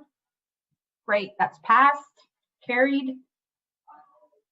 So then communications in our package, we will have received from the OPP, the detachment revenues that come back to the detachment from the Municipal Policing Bureau. That's in your package for information on, it's item 8A, page 35 it starts on, and it just itemizes revenue that will come back, $9,589 and change that will come back to the county. So at this time, we're receiving this as information. Is there anybody that'll put forward that motion? Mayor Bailey, seconded by Member Brown. Thank you. All those in favor? Carried. Other business, I just put this on the agenda because I don't know what to expect, but I put it on the agenda just from a point of view that this is traditionally the time that the Police Service Board has done a breakfast for the detachment members. Last year it was postponed because there were other events happening at the same time in the detachment, and it was just getting too complicated, and we postponed it to do a barbecue in the spring, if you recall, and then COVID, and the barbecue wasn't able to happen. And so here we are a year later. So this will be, if we don't do it this year, it'll be our second year that we've missed it. If we do it this year, then that's something that we need to consider. My understanding is that traditionally the Police Service Board would pay for the cost of the breakfast for the members in the detachment as an appreciation gesture. In talking to Inspector Anderson, there are some things going on in the detachment that Inspector Anderson is doing with the members with regards to United Way fundraisers and different things that she's already has going on as well. So I just wanted to throw it out there with no proposal necessarily, but just wanted to kind of gauge the will of the board in terms of what you'd like to do with this, and recognize that it's already in our budget this year, 2020's budget. If we don't do it, obviously, then 2021 will be a different story. I did talk to Inspector Anderson briefly, and maybe she could provide some more details. I wasn't sure if logistically that with COVID restrictions and anything else, if this was even possible, but with the extra space now in the new detachment, and logistically it could be coordinated with the caterer that members could come in to receive their plated food. It wouldn't be a buffet or anything like that. So we wouldn't have congregating members necessarily. I mean, that all those logistics would be something that Inspector Anderson would have to let us know. I know the value for us in the past has been that we've also attended as police service board members to engage with the members at the detachment. That wouldn't be possible this year either. Mayor Bailey, you had your hand up.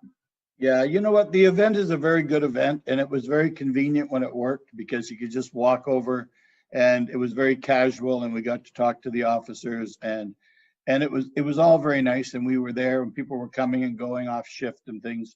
I don't think it's like that anymore. I think when it worked very well.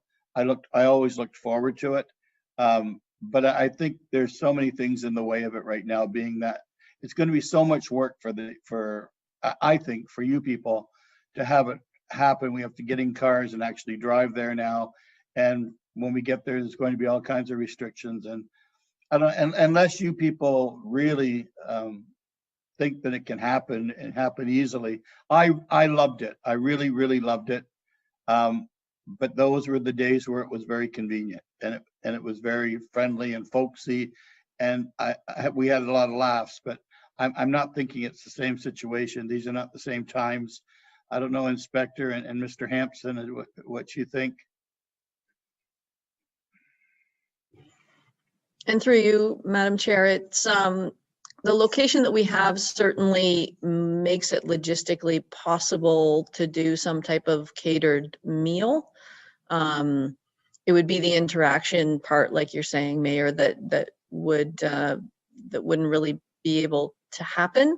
My suggestions, having thought about this since Madam Chair and I spoke, we have a TV in the constables area now that runs messages as well for our officers. We'd be more than willing, if the PSB wants to do a video message, a Christmas video message to the officers, we can run it on a loop within our constables area. A narrative form or a video, I'm not sure what would be the best. I don't know how a video would, we're still getting to know the system, but that was one suggestion I was going to have if the PSB wanted to get an actual Christmas message to the members. We can do that. You can still do the catered meal if you wish, but again, you don't have the interaction that we would normally have. Mayor Bailey? Yeah, and I also think because the detachment is so new, you're going to get a crossover of people. They're already here. They're going to want to see, you're going to have to say no so many times to so many people for so many things, that I really think that maybe if we can just sort of miss a year, knowing that it was a good time, and next year we'll have so many less obstacles in our way. I don't know. Through you, Madam Chair, I really loved it. One of my favorite things to do. It was always a lot of fun, but I certainly understand if it has to change, even just for one more year, and then maybe revisit what we do all together. I don't know. It will be missed if it doesn't happen, but I really think it's a lot of trouble to do. You're right. It's a lot of trouble, and we need to be cognizant of the times we're in and everything else that's going on. And Inspector Anderson, I think, had some other United Way things happening in the detachment this month. There's always the hope of the grand opening of the detachment in the spring, and maybe we can include the idea. I think Member Brown and Member Verhey had the idea of a barbecue last spring that didn't quite come together because of COVID. So maybe that's something we can revisit again in the spring. So just looking for some direction from you folks as to what you'd like to do here. Marty, did you have a comment? And then Member Brown. Thanks, through you, Madam Chair. I see what the mayor's saying, but I'm not keen on the fact that it's the second year now that it's being bumped, and I understand the circumstances. I understand that, you know, us physically being there isn't ideal and maybe not even permissible, whatever. But I love the idea of hosting some or contributing some sort of video message or some sort of messaging to the detachment so that it can be shown there for a number of days or weeks over the Christmas holidays. I'm just wondering if we could expand that and maybe as a police services board provide, I'm not sure how that would work. We can maybe provide the means to have a caterer come in and just have it on us, but then have the members served across the different shifts or whatever, so that they can enjoy something as a little token of appreciation from the police services board. I just personally think that's very important. Member Brown?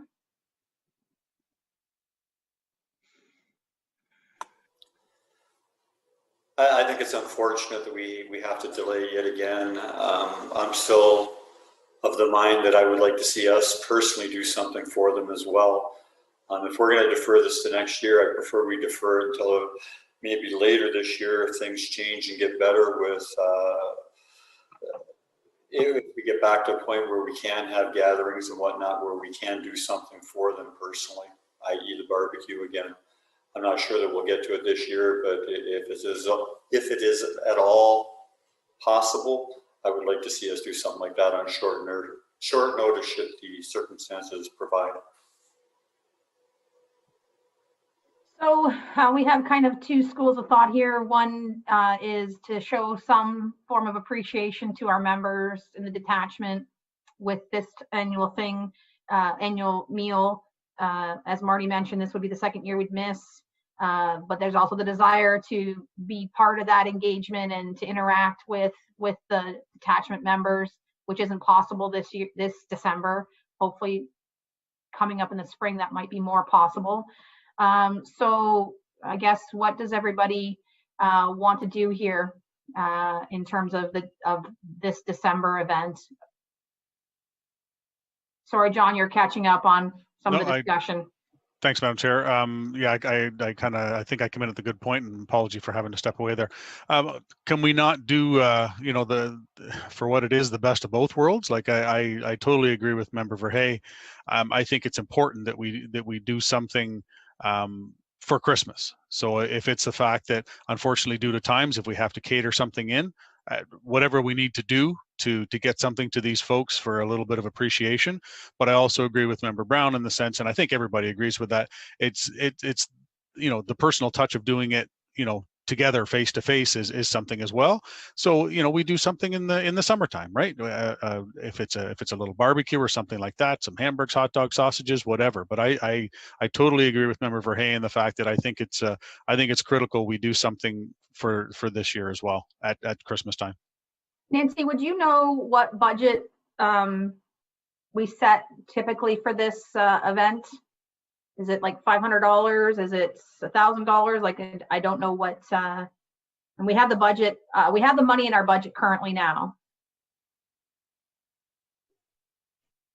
Yeah, I'll just put that over to Robin Hewitt. She has the budget figures. Perfect. Through you, Madam Chair, I can't tell you what the exact budget is for it, but I can tell you that in 2018, it cost $281. And this year in particular, there's plenty of room in the budget though, because there's been no training. So I think $500 is very reasonable. So if I think everybody's agreeing that we should pursue the idea of a video message if that's an option, regardless of what we do with the meal. So I can work with Inspector Anderson on whatever those logistics are and include everybody as best as we can to find out what that is. I don't want to take more time today. If we are going to provide a meal, one of the things I mentioned to Inspector Anderson was that I would put chair veto on a different caterer than we had the last detachment breakfast. So hopefully we can find someone local in Brant County, which there's plenty of great caterers. There's no problem that way. So I guess at this time would look for a motion from you folks as to your direction, what you'd like to pursue in terms of the breakfast or meal with a dollar value attached, $500 maximum. I don't know. And then we can coordinate. I can coordinate with Inspector Anderson in terms of whatever the logistics are to get that organized. Anybody prepared to put that forward? If that's what you choose. Comment, Madam Chair, just to give you an idea, when we've been running our United Way lunches, it's been about 18 to 20 people that have been taking part. So budget wise, that's probably would be equivalent that if you did do a breakfast or lunch, the number of people that would be here. Times how many ever people on your shift, or just the one day? That would be in total. If you're just doing one meal at an optimal time, yeah, it would be 18 to 20 people. Any Mayor Bailey?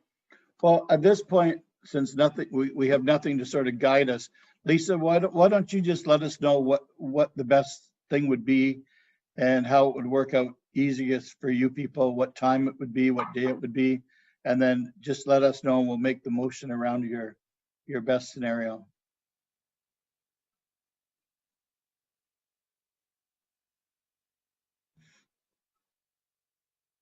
Sorry, Andrew and I are just talking whether it would be better for breakfast or lunch, and we were just saying probably breakfast with a lower call volume than in the middle of the day.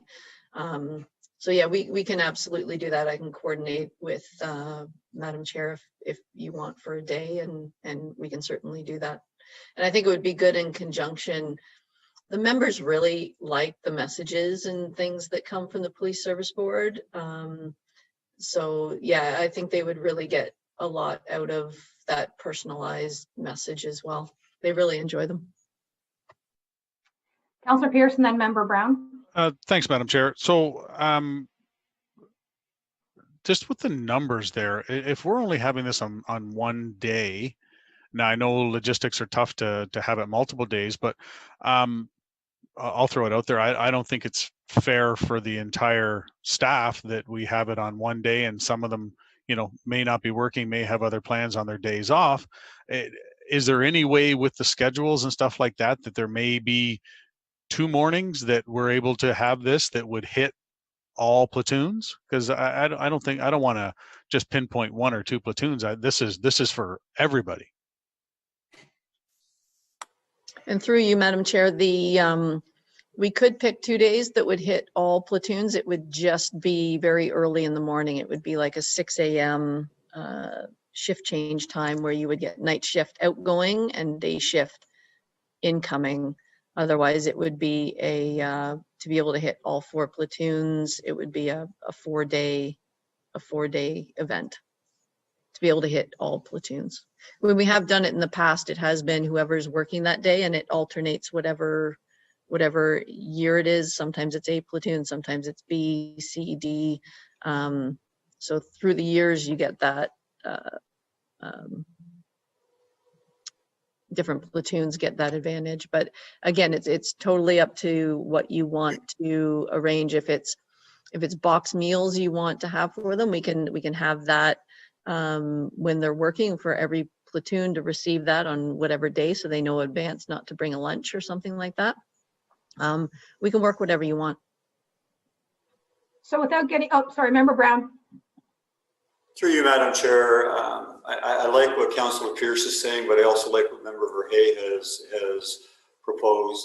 What about we get away from the food and maybe we have a card done up for each one of the officers, along with something, either fudge or chocolates or mints or something that they all can have from us. They all get something, a little appreciation, thanks, and it's not as cumbersome or complicated for the inspector to try and put forward, because it gets put in their on-shift box when they come on, and we touch everybody rather than 18 or 20 people. Just a thought. Any feedback on that, Sergeant Hampson or Inspector Anderson on how that would work?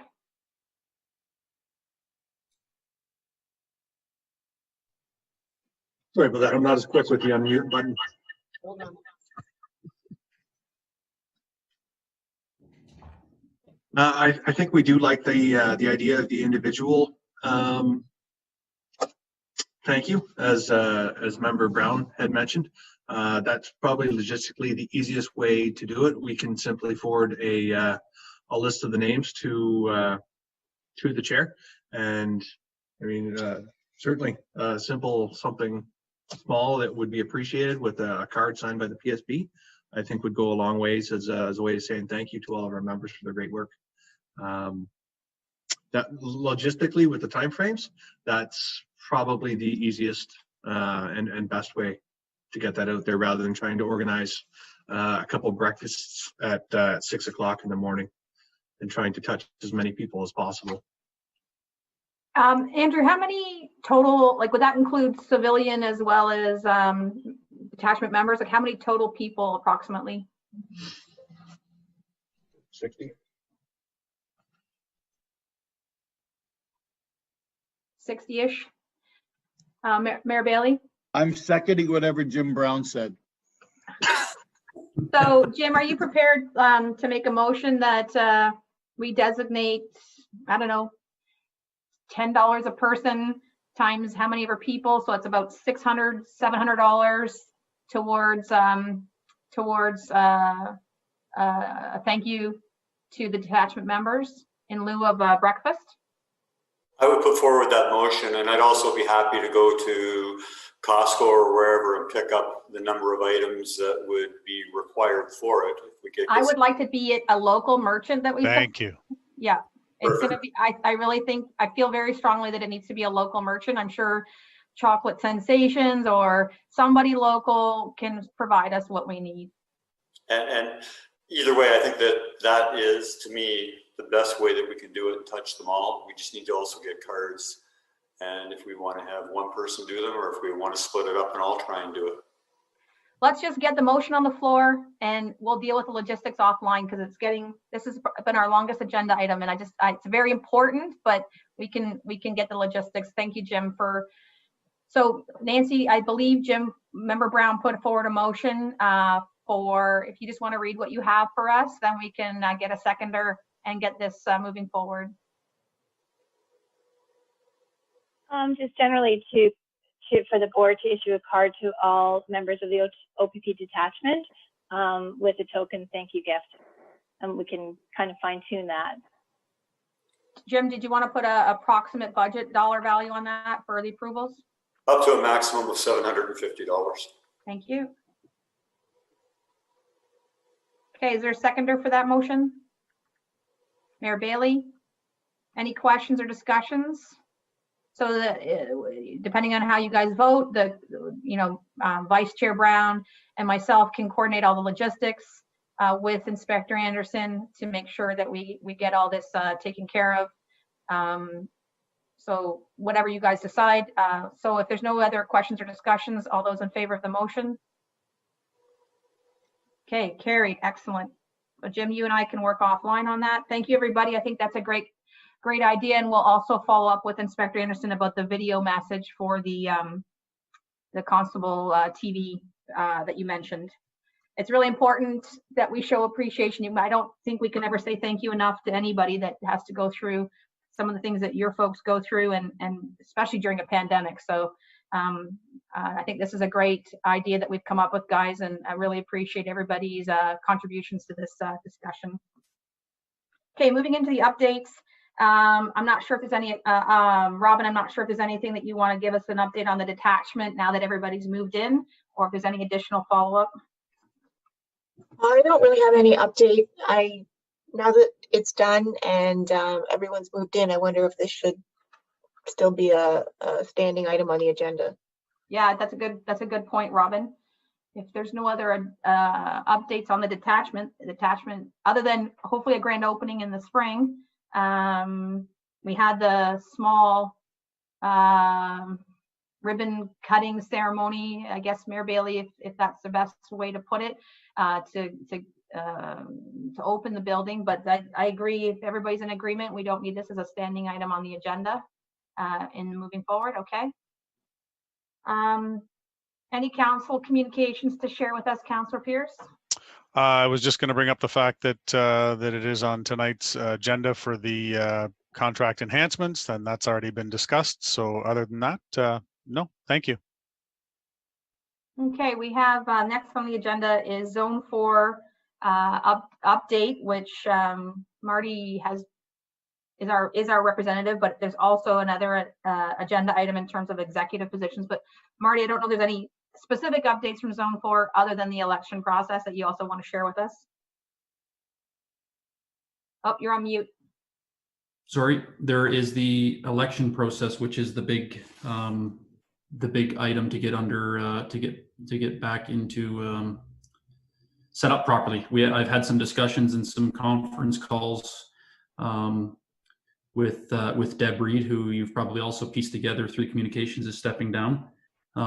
So it's not to instill panic, but it's, you know, the Zone 4 board basically fell apart, just timing and lack of meetings and all of that stuff. So we got this back on board to get resolved by January. She's happy to stick around as a bit of a mainstay so that we can get through this transition.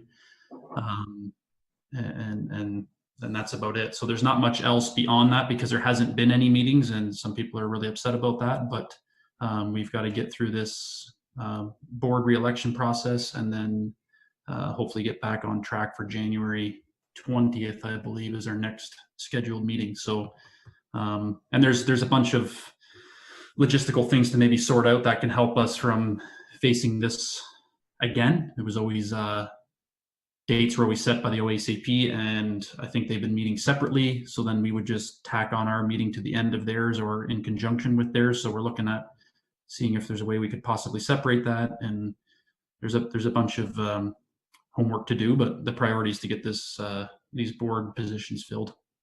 Marty, with this, Deb Reed is the administrator, I guess, for Zone 4. Is there a replacement for her as well, or is there another detachment or police force that's willing to take up that extra work? There is not a replacement. That would have to be that role would have to be chosen.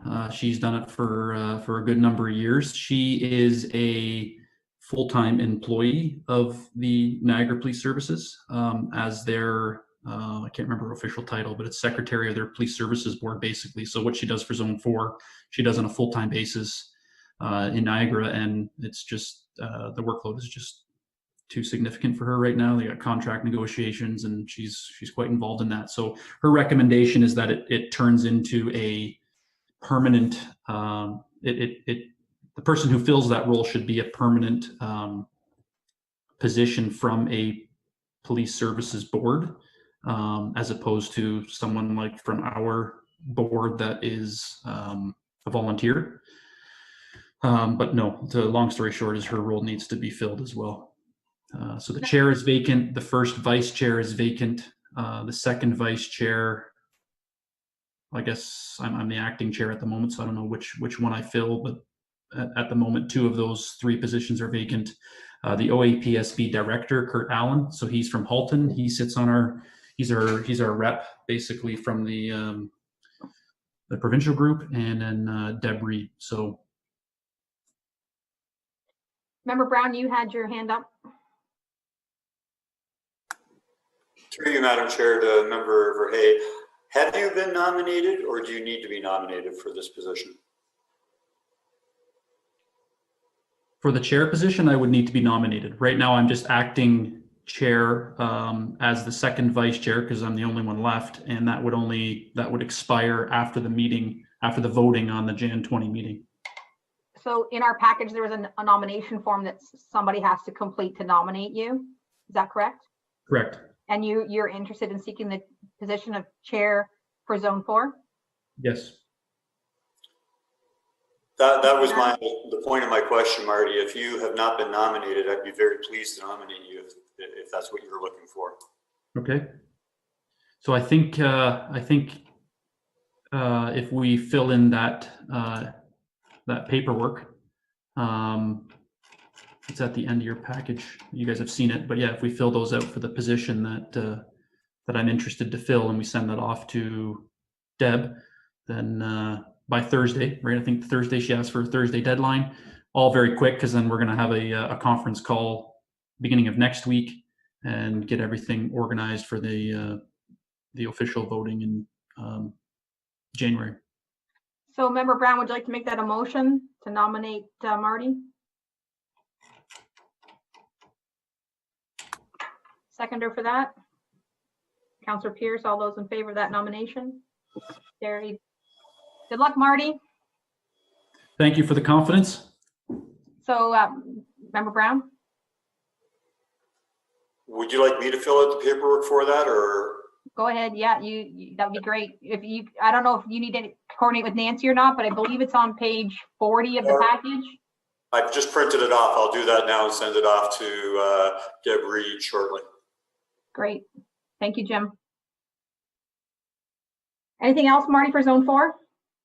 No, I'm looking forward to getting this all resolved and back in good order, so that hopefully 2021 is a little more structured with regular meetings. And yeah, like I said, it's a little nerve-wracking at the moment because there's not much of a board left.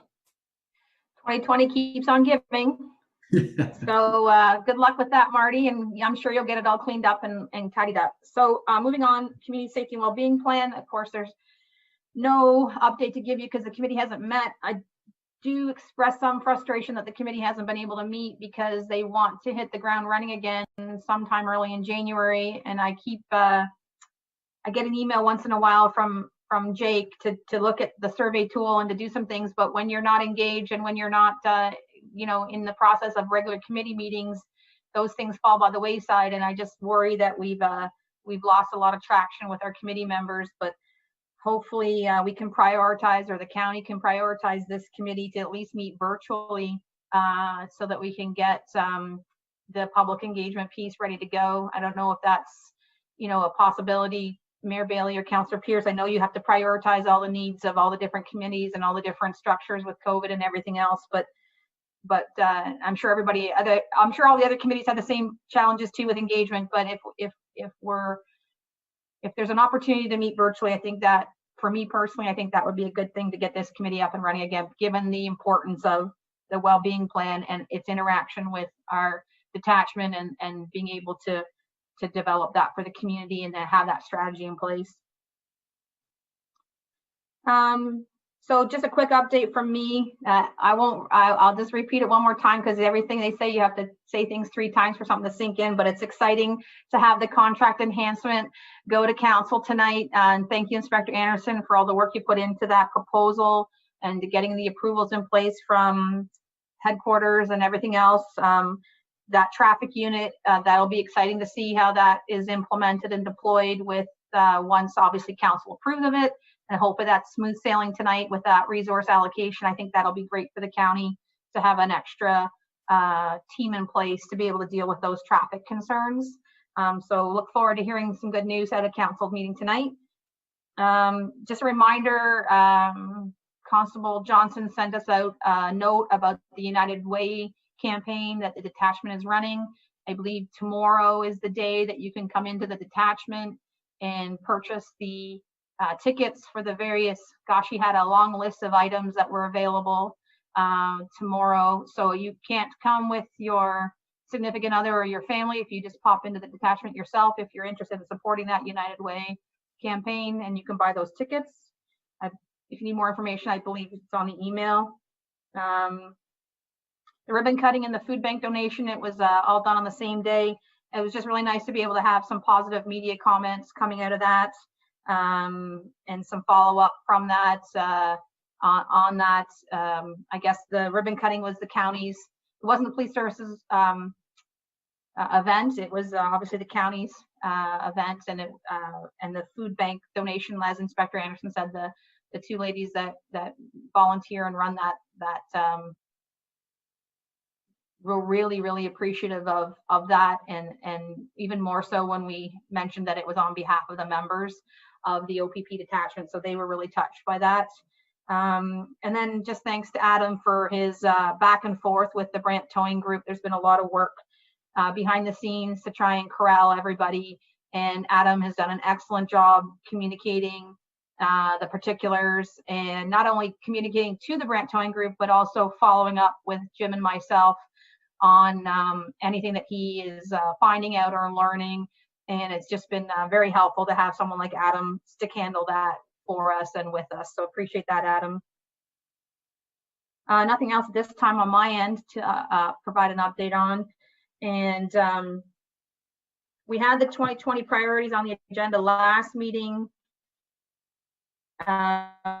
We talked a little bit about assessing those priorities, some of the communication strategies that will need to go into 2021. So I'm not sure if there's anything further anybody wants to talk about with regards to our engagement and communication priorities for 2020. Okay. Inspector Anderson, is there anything that you need to go in camera for? There is not. I just wanted to address one more thing, if I could. The community focused patrols, I know the PSB did a lot of work in trying to engage council and soliciting their input from that. I'm just wondering if we're contemplating, or if the board is contemplating having a return communication to council with the results. I think that would be a great idea. On the from PSB, Inspector Anderson, on the results. Is that what you're? Yeah, I leave that up to you. I think the way that we're trying to arrange it is to start that communication flow between the PSB and council itself, and that was why we kind of went with the process we did this time. So I'm not sure how you want that to look, Madam Chair, but just thinking that might be a good follow-up piece with the input that we did get from the councillors. That'd be great. Councillor Pierce? Thanks, Madam Chair. Through you, yeah, I was going to discuss that at council, but if we'd prefer to have something official from PSB, that's totally fine too. So however we want to play that forward, but I was definitely going to review those as part of my update back to council. So what's the wish of everybody? I mean, it doesn't hurt to still provide that. In my mind, unless anybody has a different opinion, Councillor Pierce, it's still good information, as well as a PSB follow-up to council as well in a more official format, I guess, in terms of reporting. Member Brown, you're shaking your head. Did you have something you want to add to that? I think that it's great, like you're saying, they're hearing it from more than one source. If Councillor Pierce can follow up, but I think a letter direct from yourself also asking for their input would be beneficial in the long run. I'll work with, sorry, Councillor Pierce. Yeah, thanks, Madam Chair. And to Member Brown there, I agree with the fact that, like I said, I can bring it up as part of my report back, just as an FYI. These are the patrols they did, and quickly run through it. But I agree the fact that if I kind of put both hats on here, I agree the fact that if there's something that comes from PSB to say, hey, you know what, thanks for your input. As reported, it was a success to this point, and we look forward to your cooperation in the future for future focus patrols. I think that's a good way to do it as well. Excellent. Inspector Anderson? You can also add, I think the next month we have anticipated for those community patrols will be March. So if you want to add that into the communication too.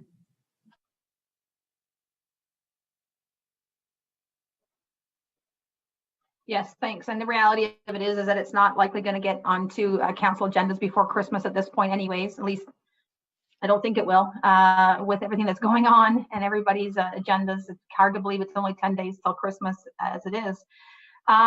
So if that's the will of the board, I'll work offline with Inspector Anderson to prepare that report for council and feedback, and at the same time be able to give them the heads up about the next time that we're requiring some feedback. Go ahead, Councillor Pierce. Thanks, Madam Chair. I was prepared to be bringing that up at tonight's council meeting, so it will be, that part of it will be done as well, or anyway, and I won't allude to anything else coming, but it'll be just the fact that they've got the feedback, and then if we, a few weeks down the road or first of the year, put something out, I think that's sufficient. Great. Everybody's in agreement with that then? Everybody shake your head. Yes.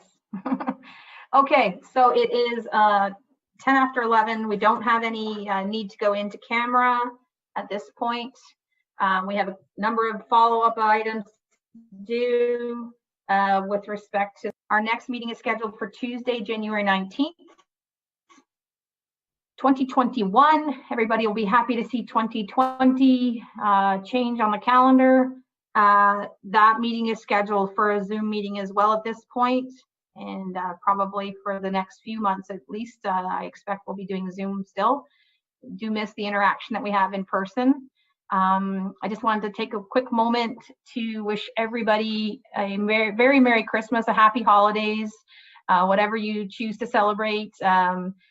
Take some time off to enjoy your family and your loved ones. And we're all busy working hard for all of our different organizations, employers, volunteers, different things that we do. And it's just really important that we all recharge our batteries, because you all do a lot of important work for the county, and it's very much appreciated. So Merry Christmas to everybody. Happy New Year. And unless there's anything else, we will adjourn unless anybody has anything else they'd like to add. All the best, folks. Yeah. Be Merry safe. Christmas, everyone. Merry Christmas. All the best. Yeah, Merry Christmas as well from all of us here. Stay safe. Bye for now. Bye-bye. Have a great day, everybody. Bye-bye.